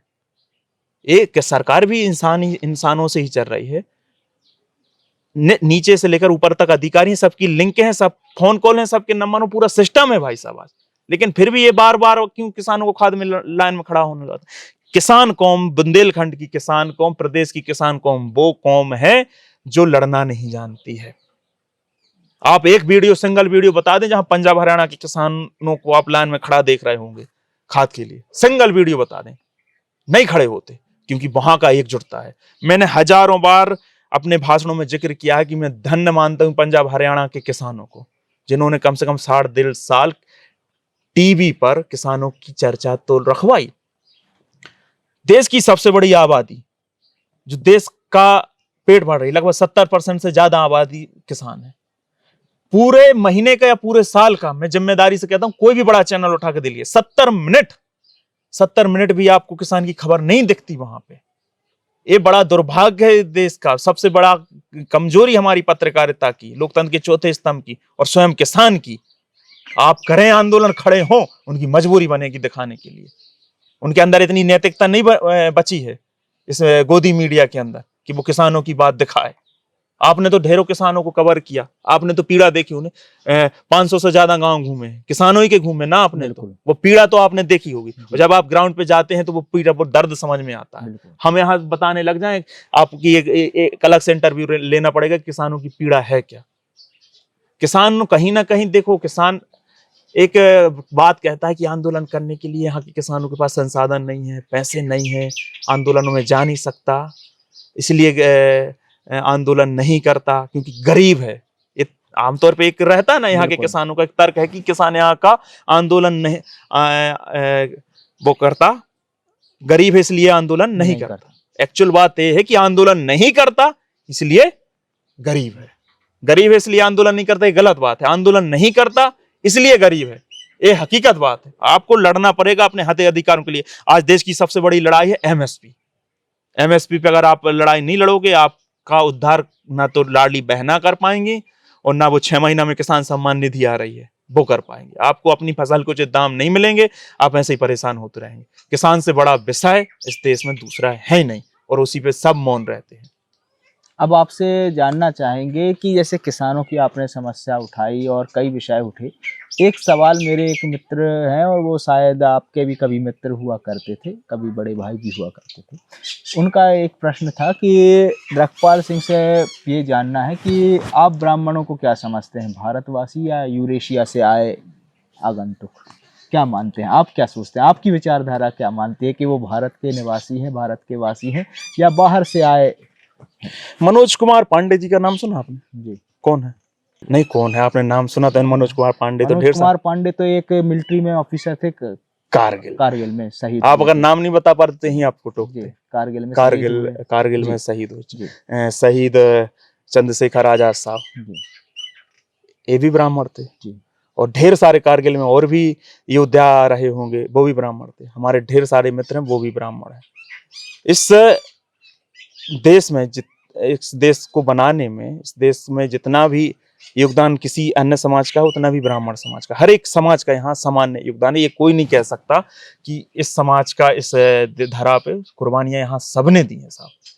यहाँ सब समाजों के लोगों ने कुर्बानियां दी हैं, सबका यहाँ खून शामिल है यहाँ की मिट्टी में। सबने यहाँ की उन्नति के लिए, ढेर सारे वैज्ञानिक भी हर समाज से हुए, ब्राह्मण समाज से भी होंगे और भी समाज से होंगे। तो ये कहना कि ब्राह्मण ऐसे हैं, ब्राह्मण वैसे, अगर हम एक जात के खिलाफ, अगर मैं व्यक्तिगत रूप से अगर मैं अपने मन में नफरत रख लूं और फिर मैं बात करूं नैतिकता की, बात करूं देश की उन्नति की, तो ये मैं खुद को धोखा दे रहा हूं। ये मैं कर ही नहीं सकता ऐसा, क्योंकि हर समाज, एक समाज छोड़ दो, आप किसी भी व्यक्ति के प्रति आप अगर घृणा रख के इस देश में प्रेम बांटना चाहते हो, मोहब्बत बांटना चाहते हो, वो आप नहीं कर सकते। मैं बार बार कहता हूं, मेरा किसी समाज से कभी भी ऐसी लड़ाई नहीं रही है, ना किसी समाज में मेरा विरोध ही रहा है। जिस भी व्यक्ति ने सवाल पूछा उन्हीं से आप पूछना, उनको आप बताना, उनको पता है वो उनका आप नाम नहीं लेंगे और मैं जिक्र भी नहीं करूंगा, लेकिन उनको पता है कि अगर शादी के कार्ड पे बड़े भाई का नाम लिखवाया था तो वो स्वयं थे। मेरे दिमाग में कभी नहीं रहा कि वो तो ब्राह्मण जाति से है ना, वो तो मेरे अंदर आप सोच लियो, अच्छा खासा ब्राह्मण नहीं लिखवाता अपने सगे भाई के अलावा दूसरे व्यक्ति का नाम, मैंने तो लिखवाया ना। मेरे अंदर उनके प्रति आज भी वही सम्मान है और हमेशा रहेगा, क्योंकि एक बार जिसको अपन ने मान लिया तो मान लिया, ये सोच के थोड़ी माना कि वो ब्राह्मण है। आज हमारे सबसे अच्छे दोस्त हैं वो ब्राह्मणी समाज से हैं साहब। आप किसको या क्या बताएं, उन पे खिलाफ यहाँ पंचायतें बैठा रही हैं यहाँ बहाना में, किसको समाज से निकालो, क्योंकि द्रकपाल का दोस्त है। जो चीज एक्चुअल में रही नहीं वो दिखाई गई, जैसा रहा नहीं गा, जैसा विरोध नहीं। मैंने अरुण मिश्रा का विरोध किया साहब पाटन में, दमोह आके पता चला कि मैंने तो ब्राह्मणों का विरोध किया। मैंने वहां अरुण मिश्रा का विरोध किया और दमोह में आके पता चला कि द्रकपाल ने एक जात के विरोध। कैसे हो गया? ये उन लोगों की करामात हैं जो ना ब्राह्मण हेतैषी हैं ना देश हेतैषी हैं। ये उन लोगों की करामात है जो जहर उगलना चाहते हैं, और वो भी दूसरों के सारों पे काम करते हैं। वो किसी ने घृणा से घृणित मानसिकता के शिकार है। हमारे मन में, मैं कह रहा हूं कि मैं मन में किसी भी व्यक्ति के प्रति, किसी जात के प्रति, किसी वर्ग के प्रति अगर घृणा रखे, इस देश को अच्छा बनाने का प्रयास करूं, तो ये शुद्ध झूठ है, ऐसा हो ही नहीं सकता। मेरे मन में अगर किसी के प्रति घृणा, जरा सी मात्र भी घृणा है, तो मैं देश का भला नहीं करता। मैंने कहा मेरे ढेर सारे विरोधी हैं, ढेर सारे मेरे खिलाफ लिखने वाले, मेरे खिलाफ बोलने वाले, ये तक कहलवाने वाले। सतरिया के बाद तो ये तक हुआ कि द्रकपाल का मर्डर करवा दो। ऐसा हर बार होता है, द्रकपाल के करवा दो, पिटवा दो, वो करवा दो, लेकिन मेरे मन में उनके प्रति जरा सी मात्र घृणा नहीं। कहता ना ईश्वर, आप ईश्वर की चर्चा कर, अगर वो होगा तो उसके अंदर इतना तो विवेक होगा कि किसको व्यक्ति को आगे बढ़ाना है, किसकी रक्षा करनी है और किसकी नहीं करनी। इस प्रकृति में अगर आप कहें तो एक बहुत बड़ा ब्रह्मांड है। समुद्र पे अगर अपन ऐसी, समुद्र के तट पे अपन जाएंगे, वहां रेत के कण रहते हैं। रेत के कण को जितने भी वहां कण पे, एक कण की बात कर रहा हूं, एक कण को आप उतने हिस्सों में तोड़ेंगे जितने वहां रेत पड़ी है। एक कण को उतने हिस्सों में तोड़ेंगे जितनी वहां रेत पड़ी है, तब उसका छोटा सा हिस्सा ही पृथ्वी है। उसका छोटा सा हिस्सा है पृथ्वी। अब सोच लीजिए गैलेक्सी, ब्रह्मांड, ये संसार कितना बड़ा है। इतने बड़े संसार में ना मेरी कोई औकात है, ना आपकी, ना दुनिया में किसी की भी। अगर इस बड़े संसार में मैं घृणा लेके, मारपीट करके उद्देश्य से आगे बढ़ूं या किसी समाज को लेकर घृणा पालूं, तो ये तो मूर्खता है। ना मेरे जीवन का विश्वास का कब क्या हो जाना, ना आपका। तो प्रेम जितना अपन बांट सकते उसमें अपन ध्यान दें, और मैंने वही काम किए हैं। मैंने लड़ाई भी वही लड़ी। आक्रोशित होकर तेज बोल सकता हूँ, नेताओं को तेज बोल सकता हूँ, कोई समाज का आरोपी है उसके खिलाफ गलत बोल सकता हूँ, लेकिन ये मानसिकता मेरी कभी नहीं रही, शुरू से नहीं रही।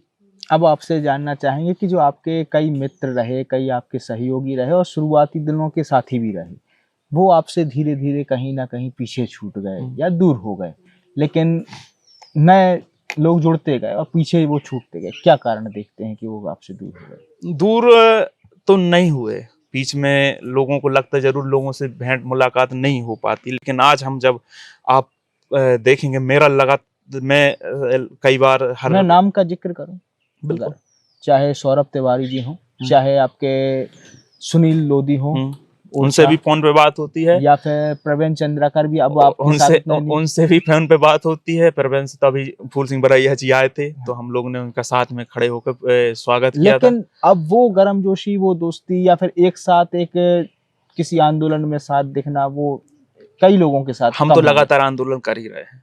अब आपको ये सवाल उनसे पूछना चाहिए। मैंने तो रने में सुनील को बुलाया था, मैंने सुनील से कहा था, मैंने सुनील भाई रने में आओ, और इसके बाद एक आंदोलन और हुआ था शायद, तब भी सुनील से चर्चा की थी। मैंने बुलाया था, हम डेली बात होती है। सौरभ भाई साहब से अभी हमारे साथ में पेशी चल रही हैं, तब 4-4 घंटे हम लोग साथ में बैठते हैं। ऐसा कुछ नहीं है। कैसे अलग हो, जिनके साथ इतना लंबा हम लोग का संघर्ष रहा हो, आत्मीयता रही हो, उससे चाह कर भी वो भी चाह लें तो नहीं हो सकते, हम भी चाह लें तो भी नहीं। आप पर एक अभी FIR दर्ज हुई, पुलिस आपको रिटेन करके घर से ले गई, फिर आपको वहां पर रखा गया और आप पर फिर से एक FIR दर्ज कराई गई। क्या मामला रहा कि अभी दमोह जिले में लगातार FIR दर्ज हो रही हैं? कभी किसी पत्रकार या कहें यूट्यूबरों के ऊपर भी हो रही है, कभी देवकीनंदन पटेल पर सवाल करने पर उस पर हो जाती है, कभी पुष्पेंद्र लोधी, अभी राघवेंद्र राठौर, और आप पर तो हुई, और उस दिन आप वहां पे मौजूद भी नहीं थे। जी। जिस वीडियो की बात की जा रही है चप्पल मारने वाली, तो उसमें आप मौजूद नहीं थे, लेकिन वहां पे एक कांग्रेस के नेता दिख रहे हैं, लेकिन उन पर एफआईआर नहीं हुई, लेकिन आप पर हो गई। जो इतनी पुलिस क्यों चाहती है आपको? बड़ा स्नेह है, ये उनका बड़ापन है। और उस दिन जो पूरा घटनाक्रम हुआ, हालांकि ये सिर्फ मैं व्यक्तिगत खुद की नहीं और सबकी जो मैं बोलना चाहता हूँ कि जो इन एफआईआरों का कारण है वो दो कारण है। एक तो इनको जमीन खिसकती दिख रही है अपने यहाँ के नेताओं की, सबसे बड़ा कारण। दूसरी बात, इनके दिमाग में कहीं ना कहीं अभी ये जो भ्रम चल रहा है कि आने वाला समय भाजपा ही की रहेगा, ये भ्रम में पल रहे हैं। ये दो बड़े कारण हैं। उस दिन घटनाक्रम जो हुआ, सबसे बड़े एक्शन तो लेना चाहिए तो उन भ्रष्ट अस्पताल वालों पे, जिन्होंने एक बच्चे की लाश को 4 दिन तक घर परिजनों से छुपा कर रखा। उस पर एक्शन न लेके उन लोगों पे एक्शन लिया गया जो उनकी आवाज बन रहे थे। मैं लगभग 3 बजे की बात थी, रात के 3 बजे का घटनाक्रम है, 3 बजे की बात थी। मैं अपने घर पर था। पुलिस पहले भी डिटेन करती थी और हम बिल्कुल पुलिस का सम्मान करते हैं और हर बार उनके हिसाब से अपन नजरबंद भी होते थे, गए भी हैं और घर में भी कई बार नजरबंद किया। लेकिन उस दिन जिस हिसाब से पुलिस आई, कि बिना जानकारी के पुलिस आई, हर बार बता के आती थी, अपन उसका सम्मान करते थे। बिना जानकारी के पुलिस आई, नोएडा थाने की पुलिस थी, 15 से 20 पुलिस वाले उसमें थे और लगभग रात के 3 बजे पुलिस आई। पुलिस मुझे कहकर कि कल के कार्यक्रम को लेकर तुम्हें डिटेन किया जा रहा है और सर्किट हाउस में डिटेन किया जाएगा। एक कहना था नोएडा के थाना प्रभारी अभिषेक जी का, उनका ये शब्द थे। झूठ कहकर ले गई, सर्किट हाउस की जगह कोतवाली में रखा। कोतवाली में रखने के लगभग आधा 1 घंटे बाद ये हम लोग को बिना जानकारी, चूंकि हम घर के पे ये कह के आए थे, घर वालों को भी पता था, पुलिस वालों ने भी कहा था कि सर्किट हाउस में डिटेन कर रहे हैं आंदोलन को लेकर। लेकिन वहां से उठाकर ये लोग हम लोग को रजपुरा थाने, जो लगभग 100-150 किलोमीटर दमोह से है, ये वहां ले गई। जब वहां ले गए तब स्थिति अपन को स्पष्ट हो गई थी कि अब ये मामला सिर्फ नजरबंदी का तो है नहीं, क्योंकि नजरबंदी में जिन लोगों को गिरफ्तार किया गया था उनमें वे लोग थे जो उस दिन अस्पताल वाले व्यवसाय से जुड़े थे घटना स्थल पर, जबकि कोई नहीं था। घटना स्थल पर सिर्फ मैं नहीं, कोई नहीं था, ना वीडियो में कोई दिख रहा है। आप सोचिए कि दमोह में चल क्या रहा है। दमोह के शासन, दमोह का प्रशासन, दमोह के कलेक्टर साहब, दमोह के एसपी साहब, सबको कोई भी ये साबित नहीं कर सकता है कि मैं जिस वक्त पुलिस वालों पे महिलाओं ने चप्पल फेंकी उस मौजूदा घटनाक्रम में था। लेकिन एफआईआर क्या कह की गई कि द्रकपाल ने चप्पल फेंकी, एक दलित समाज के जो गणेश अहिरवार शायद उनका नाम है, उनके ऊपर चप्पल फेंकी। द्रकपाल ने जाति सूचक शब्द कहे। मैं जबकि या तो मैंने जब समय का अनुमान लगाया तो लगभग 40 मिनट पहले की घटना थी मेरे वहां पहुंचने से, तो या तो उस वक्त मैं घर पे रहा हूंगा या रास्ते में कहीं रहा हूंगा, लेकिन मैं वहां मौजूद नहीं था। लेकिन आप सोचिए कि दमोह की तानाशाही देखिए, बौखलाहट देखिए यहाँ के नेताओं की, और जिस प्रकार से पूरा सिस्टम काम कर रहा है नेताओं के इशारों पर कि दमोह में कोई भी सत्य की आवाज उठाए उसको कुचल दो। देवकीनंदन पटेल ने क्या सवाल किया? सड़क का सवाल किया। 151 धारा पे 4 दिन तक उसको जेल रखा गया। पुष्पेंद्र भाई का क्या दोष था? उसका बड़कपन था कि एक महिला उसके मुंह पर चप्पल मार रही है और वो उसको अपशब्द नहीं बोल रहा और कुछ नहीं बोल रहा, पीछे हटता जा रहा है, अपना बचाव कर रहा है, उस पर एफआईआर हो गई। हाल ही की जो घटना है भाई राघवेंद्र राठौर, उस व्यक्ति ने और भगवती मानव कल्याण ने तो साहब जो काम अच्छे अच्छे संगठन, अच्छे अच्छे पार्टियां नहीं कर पाते हैं, वो काम भगवती मानव कल्याण ने दमोह की धरा पर किया, लाखों परिवारों का जीवन सुधार दिया। और राघवेंद्र राठौर खुद नहीं जा रहा था कहीं, उसको फोन आते थे, भाई महिलाओं की रिकॉर्डिंग डालता है कि हमारे यहाँ आ जाओ, हमारे यहाँ आ जाओ। अगर आप वर्तमान में वहां के जनप्रतिनिधि हैं, विधायक हैं, मंत्री, आप अच्छा काम कर रहे होते तो उस व्यक्ति को वहां जाने की क्या जरूरत होती? उसको जाने की जरूरत नहीं होती। आपकी कमी है, आपकी कमजोरी है कि जो घटना दमोह में चल रही है, ये आपकी कमी है। आप उन पे काम करने की जगह जो उनको जागर कर रहे हैं, आप उन्हीं के खिलाफ एफआईआर करवा रहे हैं। शराबबंदी पे कल टीका ईका लगा के माननीय जी ने लाइव चलाई, वो लाइव हटा ली, ठीक है। 2 मंत्री जी हैं यहाँ के, मंत्री जी के 2 गांव हैं। आपको बता दूं, इन 2 गांव में बहुत क्रांतिकारी काम हो रहे हैं, बहुत बड़े काम हो रहे हैं। 2 गांव हैं इन्हीं की क्षेत्रों के, वहां विश्व लेवल की जूस फैक्ट्री लगी है। आपको शायद पता नहीं हुआ या अन्य पत्रकारों को ये बात पता ही नहीं है दमोह की। मैं चाहता हूँ इन गांव में जाएं और उन जूस की फैक्ट्रियों को दिखाएं। बड़ा रोजगार सृजन का काम हो रहा है इन्हीं के गाँव में।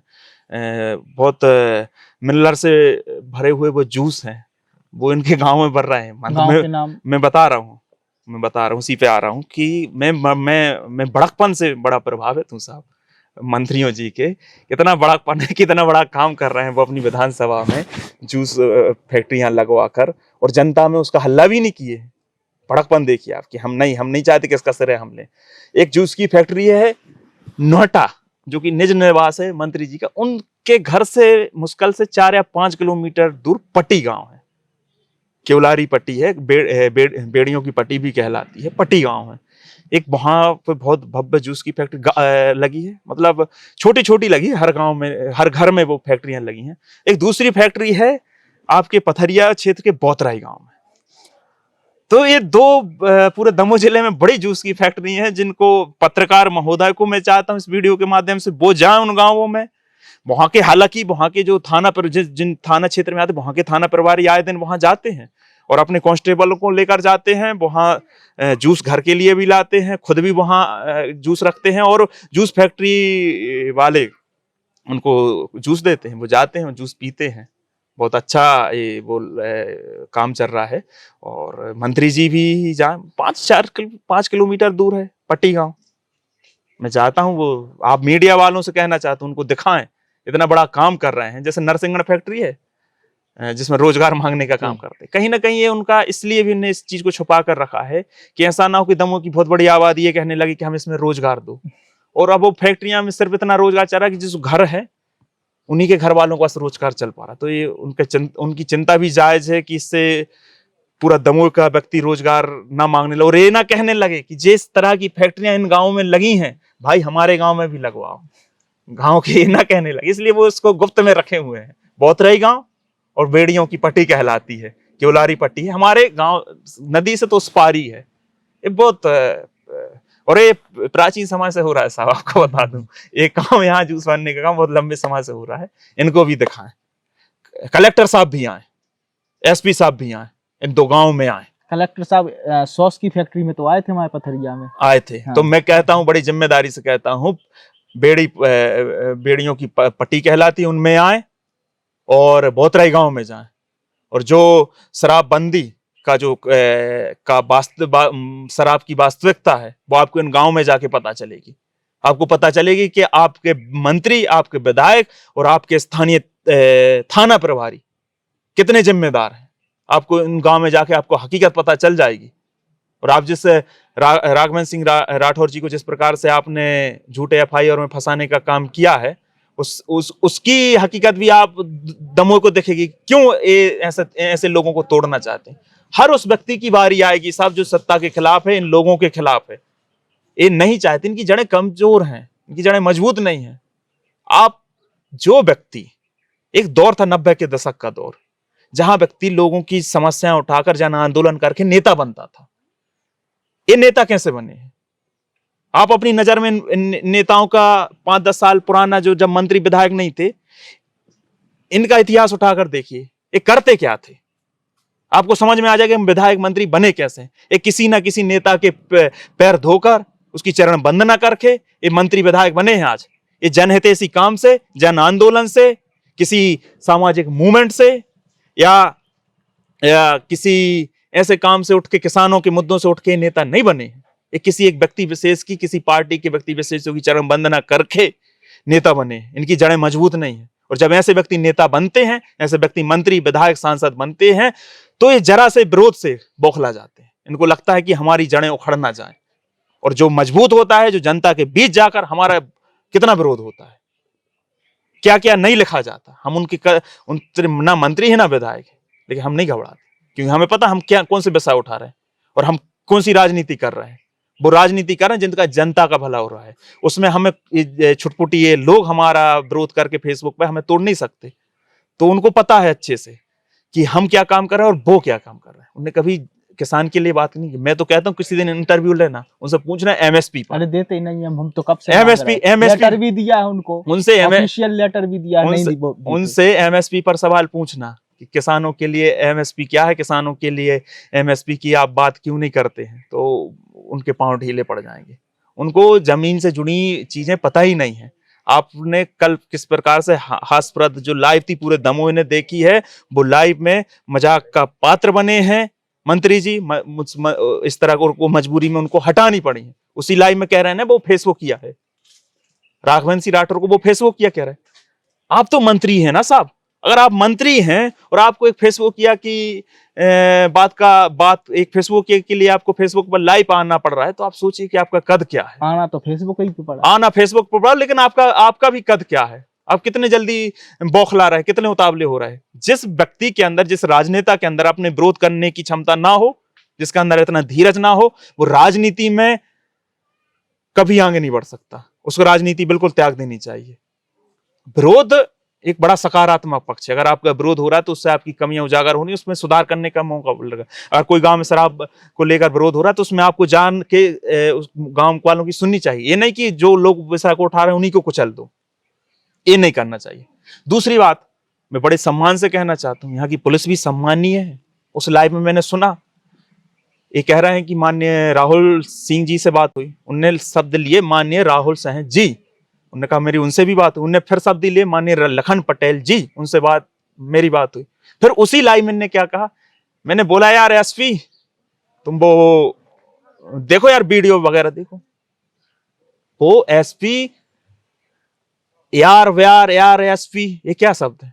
वो दमोह की पुलिस के सबसे प्रमुख अधिकारी हैं। वो पढ़ाई करके यूपीएससी जैसा कठिन एग्जाम निकाल के वहां उस पद पर पहुंचे हैं। आपको उस पद का सम्मान करना आना चाहिए। एसपी साहब भी कह देते, एसपी जी भी कह देते यार एसपी देख लेना, मैंने फोन किया था उसको, वीडियो भेजी एसपी को, ऐसा किया। ये क्या भाषा है साहब आपकी। उनकी तो एक ऑडियो भी वायरल हुई थी आपकी अपनी भाषा देखिए, तिलक सिंह जी के साथ। रेंजर तिलक सिंह से उसमें अनावश्यक परेशान ना किया जाए। तो ये मैं तो पुलिस विभाग से भी बड़े सम्मान से कहना चाहता हूं, ये सत्ता है, आज है, कल नहीं रहेगी। आपको कोई जरूरत नहीं, आपकी वर्दी कोई नहीं उतार सकता है। आप जनता के पक्ष में खड़े हुई, जनता के साथ खड़े हुई। सत्ता का गुरूर ज्यादा समय का नहीं रहता। इस देश ने बड़ी बड़ी सत्ताएं देखी, बड़े बड़े लीडर देखे। एक वीडियो की शुरुआत में कहते हैं कि आजकल चला बन गया है बड़े नेता का विरोध करने का, बड़े नेता को टारगेट करके हाईलाइट होने का। मतलब आप खुद को बड़ा नेता कह रहे हैं। इस देश में गांधी जी बड़े नेता हुए हैं, इस देश में नेहरू जी बड़े नेता हुए हैं, राम मनोहर लोहिया जी, लाल बहादुर शास्त्री जी, बाबा साहब अंबेडकर जी, ये बड़े नेता हुए। आप खुद मोह मियां मिट्टू बन रहे, अपने आप को बड़ा नेता कह रहे हैं। आप अभी बड़े नेता नहीं हैं, आप नेता हो सकते हैं। बड़े नेता इस देश में यही लोग हुए हैं और कह रहे हैं बड़े नेता का, और उनने विरोध झेला है। किस स्तर पर जाकर विरोध झेला है आप तो उस चीज की कल्पना भी नहीं कर सकते। गांधी जी का आज विरोध होता है, बाबा साहब का आज विरोध होता है, जो इस दुनिया में नहीं उनका विरोध होता है। आप छोटे से विरोध में बौखला जाते हैं, और एक बार की घटना नहीं है, बार बार की घटना है। अच्छा, ये सिर्फ बात इनकी नहीं है, इनकी चीजें उजागर हो जाती हैं, हो गई। ये यहाँ के हर विधायक मंत्री की कहानी यही है। सब बौखलाते हैं, अंदर अंदर खाने टारगेट करने का, अपने विरोधियों को टारगेट करने का काम करते हैं। इससे ताकत मिलनी चाहिए जनता को, इससे निराश होने की जरूरत नहीं है। इसे पत्रकारों, इनको ताकत मिलनी चाहिए। जब जब मेरे खिलाफ एफआईआर होती है, जब जब मुझे घर से डिटेन किया जाता है, झूठे केस ला दिए जाते, मैं टूटता नहीं और मजबूत होता। मुझे लगता है कहीं ना कहीं मेरी लीडरशिप निखर के और आ रही है। अगर इतने बड़े बड़े नेता मुझसे बौखला रहे हैं तो मैं मानता हूं मैं एक मजबूत विपक्ष के रूप में, मजबूत नेता के रूप में सही काम कर रहा हूं। आपने विगत समय एक बांध की बात उठाई थी कि कई गांवों को विस्थापित किया जा रहा था। उन गांवों में जाके आपने लोगों की आवाज़ बने थे, उनकी मुद्दे को उठाया था, लेकिन दमोह कलेक्ट्रेट से बात आ गई थी कि ये सब बातें हवाई हैं, अभी ऐसा कुछ नहीं हो रहा है, या ऐसा कुछ मुद्दा नहीं उठ रहा है, या ऐसा कुछ कार्रवाई नहीं हो रही है। लेकिन आपने जब गाँव में गए थे तो गाँव वालों ने अपनी पीड़ा दिखाई थी, अपनी बात रखी थी। तो उस गांव का बांध का मुद्दा क्या है, जो लोग परेशान हैं या जो अपनी बात उठा रहे हैं? एक गांव सिर्फ अन्य गांव की पीड़ा नहीं है, सबसे पहले तो मेरी पीड़ा है। जिस जगह पे आप बैठे हैं उससे मात्र 100 मीटर पीछे ब्यारमा नदी बह रही है। ब्यारमा नदी इस समय अगर आप नदी के किनारे जाकर देखें तो लबालब पानी से भरी हुई है। हमारे यहाँ किसी भी प्रकार की कोई भी बांध की जरूरत है नहीं। 2 ऑलरेडी बांध यहाँ बन चुके हैं, एक जुजार घाट के और एक थोड़ा उससे ऊपर बड़े घाट का बांध कहलाता है, वहां पे 2 बांध बनने के बाद स्थिति यहाँ ये हुई है कि नदी का पुराव हो गया है। जो नदी पहले तेज धारा में बहती थी वो अब बिल्कुल धीमी बह रही है। और जब नदी बरसात में जो अपने यहाँ से ऊपर से मिट्टी लेकर आती है, वो जब धीमी बहती है तो उस धीमे बहने के कारण क्या होता है, मिट्टी का जमाव वहीं होता जाता है। वो मिट्टी बह के नहीं जाती नदी के साथ, और जब जमाव होता है नदी उथली हो जाती है। नदी जब उथली होती है तो जैसे ही बारिश होती है तो थोड़ी सी बारिश में नदी ऐसे फैलने लगती है, क्योंकि बहाव भी तेज था, वो कम हो गया, और अब मिट्टी भी जम गई तो नदी उतली हो गई। जो ये बांध बन रहा है, इस बांध की हमें जरा सी भी जरूरत नहीं थी। हमें क्या, जितने भी नदी किनारे कोई भी गांव बन रहा है, इनको किसी को भी जरा सी भी जरूरत नहीं थी। मैंने कहा ना भी, आपने एफआईआर की बात की, जो आज जितनी भी घटनाक्रम मेरे साथ हुआ, इसका सबसे बड़ा कारण अगर मैं मानता हूं तो वो बांध का विषय उठाना है। बांध का विषय इतना बड़ा विषय है, 16,000 करोड़ का विषय है। 200, 300, 400 करोड़ यहाँ के हर नेता मंत्री के विधायकों के जेब में जाएंगे। सबसे बड़ा कारण वो है, वो उनकी चोट हो रही है उनके पैसों पर। जनता का जीवन बर्बाद करके, 50 गांव का लाखों लोगों का जीवन बर्बाद करके, या इनको अपनी जेब भरनी है। इनको इससे गांव विस्थापित हो रहे हैं इसमें, इसका वैसा लिखित अनुमान तो सरकार भी नहीं देगी, ऐसा मोटा मोटा अनुमान। लेकिन हम लोग का है जो लगभग 70-80 प्लस गांव ऐसे जितने भी किनारे पे बसे गांव हैं, वो सब इसमें आएंगे। सरकार तो जो जहां बांध बनना है, सरकार तो उस गांव से भी नहीं कहेगी कि तुम डूब में आओगे। सरकार कभी नहीं डायरेक्ट कहेगी कि ये गांव डूब में आएंगे। लेकिन डूब में एक बड़ा एरिया आ रहा है, छोटे से बांध में, मात्र बहुत छोटे से बांध में हम लोग के गांव में आए दिन बाढ़ आ जाती। जब ये 16,000 करोड़ का प्रोजेक्ट बनेगा तो निश्चित रूप से हम लोग के गांव में तबाही हो जाएगी, यहाँ से लबालब पानी भर जाएगा। आप ये भी मानिए कि जागेश्वर धाम भी इससे अछूता नहीं रहेगा, वहां तक इसका भराव रहेगा। और भराव इस बार बरसात में देखा हमने जागेश्वर धाम में क्या स्थिति बनी थी। तो ये बहुत बड़ी पीड़ा लेकर ये बांध हम लोग को आएगा। इसलिए हम लोग ने, गांव वालों ने हम लोग को बुलाया, उसका विरोध किया, और ढेर सारी भ्रांतियां फैलाने के लिए गांव वालों को झूठ परोसा गया कि बांध नहीं बनना है, ऐसा नहीं होना। लेकिन फिर सत्य छुपता नहीं है। राहुल सिंह जी ने खुद एक वीडियो में स्वीकार किया कि बांध बनना है, खड़ेरा में बनना है, एक उन्होंने खुद स्वीकार किया है। तो कलेक्ट्रेट सही बोल रही है कि राहुल सिंह जी? कलेक्ट्रेट कह रही है कि नहीं लगना है, नहीं, उन्हें बांध नहीं बनना ये कहीं नहीं कहा।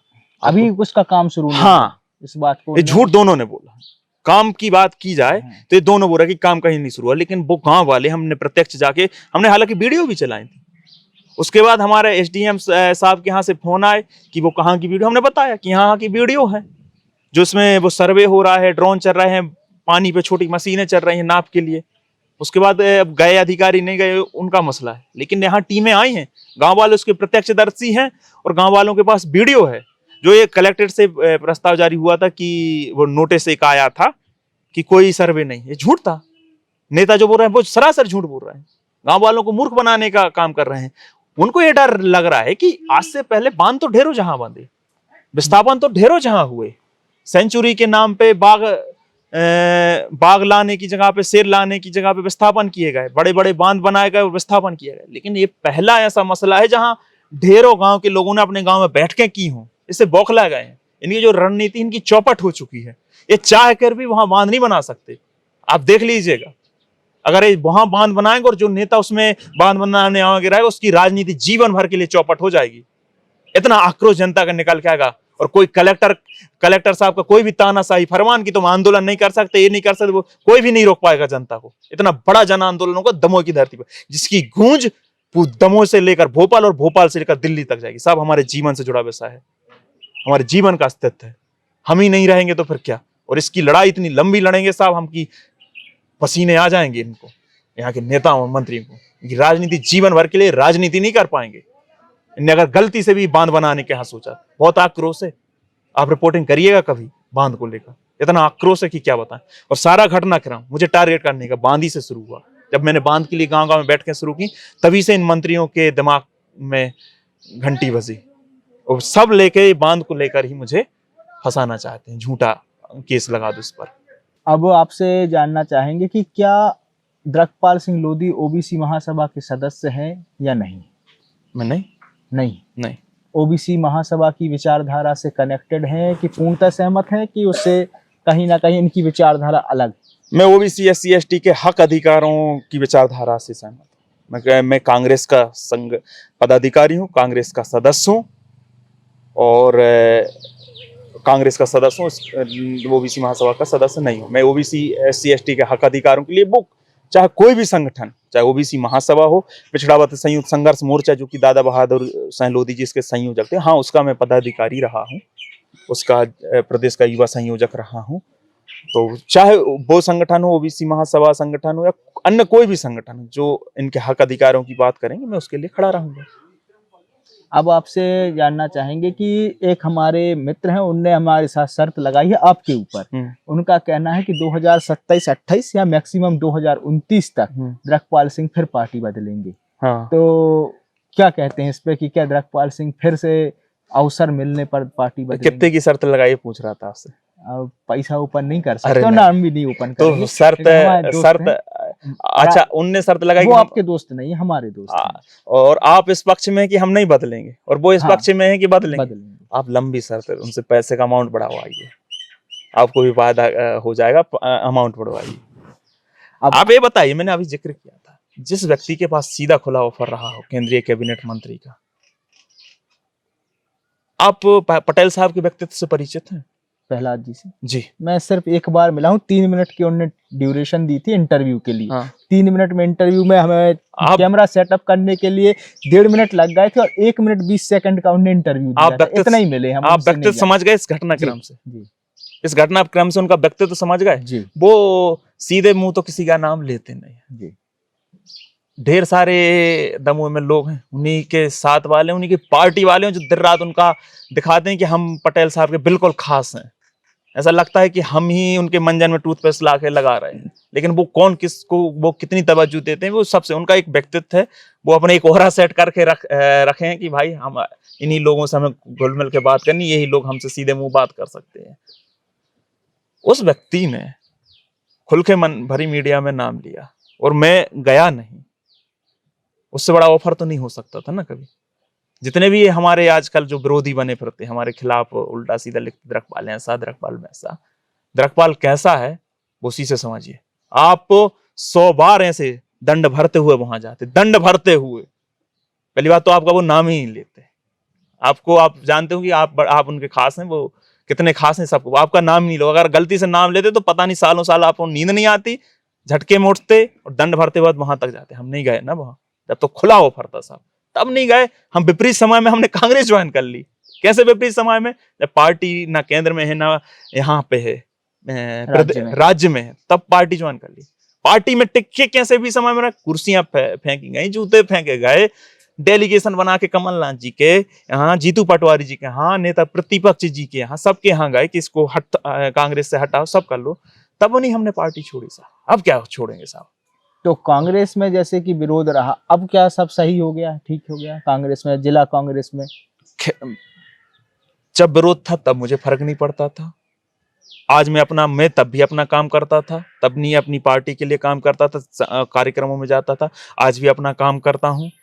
क्या स्वीकार कर लिया है जिला कांग्रेस ने? वो उनसे पूछना चाहिए। मैं कांग्रेस को अपने मन में स्वीकार की हूँ। कांग्रेस के दमोह जिला के जितने भी नेता हैं उनको अपना सम्मानीय मानता हूँ। जिनने विरोध किया, जिनने विरोध नहीं किया, वो मेरे सम्मानीय है, मेरे पार्टी के नेता हैं, मैं उनका सम्मान करता हूँ और हमेशा करता रहूं। मेरे मन में कांग्रेस के प्रति जो सम्मान है, पदाधिकारियों के प्रति सम्मान है, वो मेरे मन में।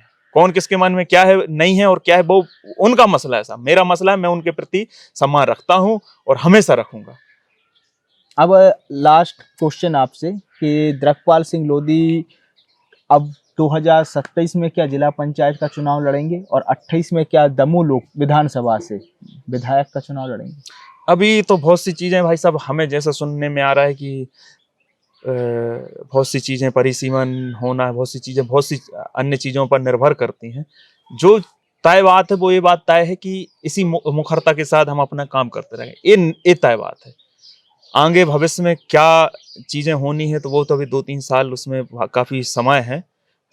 उसके बारे में मैं अभी से कहना कोई उचित नहीं समझता, लेकिन हाँ, मैं लगातार सक्रिय हूँ अपनी जैसे पहले 5 साल पहले से जिस तीव्रता से काम कर रहा था, उससे और तीव्रता से काम कर रहा हूँ और उससे कहीं ज़्यादा तीव्रता से अब आगे काम करने की मुझे लगता है ज़रूरत है, क्योंकि जिस प्रकार से दमों में तानाशाही बढ़ती जा रही है, उसके लिए मुझे समझ में आ गया है कि अब यहाँ तो ना झुकने का वक़्त है, ना रुकने का और ना टूटने का।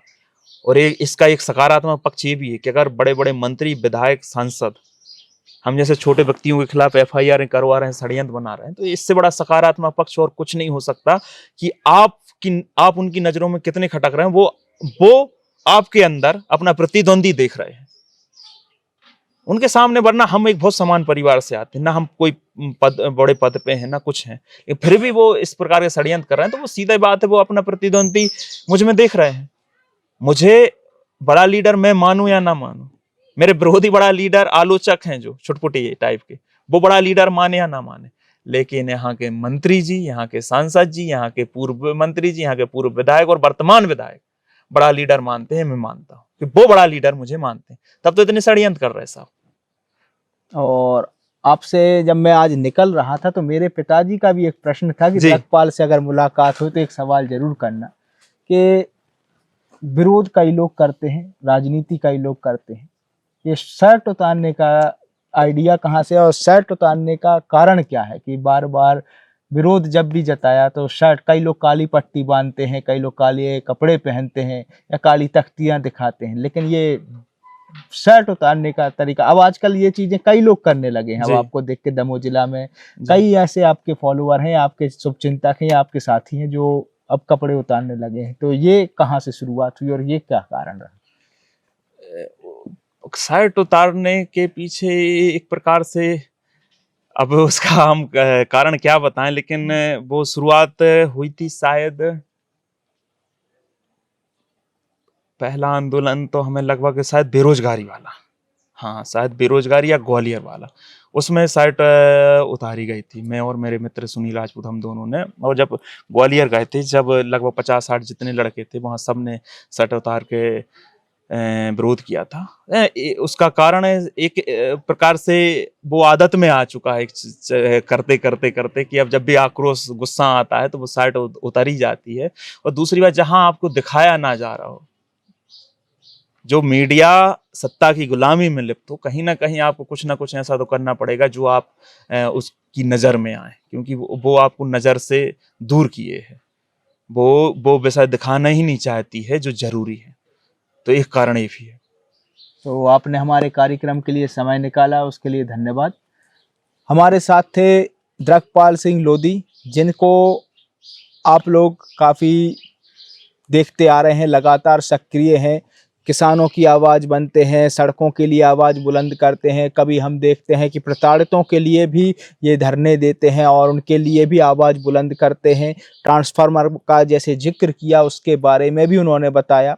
इसके साथ ही उन सवालों के भी जवाब दिए जो कि कहीं ना कहीं सोशल मीडिया पर उनके बारे में चलते हैं। कई आरोप प्रत्यारोप उन पर होते हैं, कई सवाल उन पर दागे जाते हैं, कई अपशब्द भी उन पर बोले जाते हैं। उन सभी पर उन्होंने बड़ी बेबाकी से अपनी बात रखी और काफ़ी संजीदगी से उन्होंने अपनी बात रखी। सवाल और भी हो सकते थे, उनका हम बाद में करेंगे, लेकिन द्रकपाल सिंह जी ने हमारे लिए समय निकाला और हो सकता है कि आप लोगों को हमारा कार्यक्रम पसंद आए।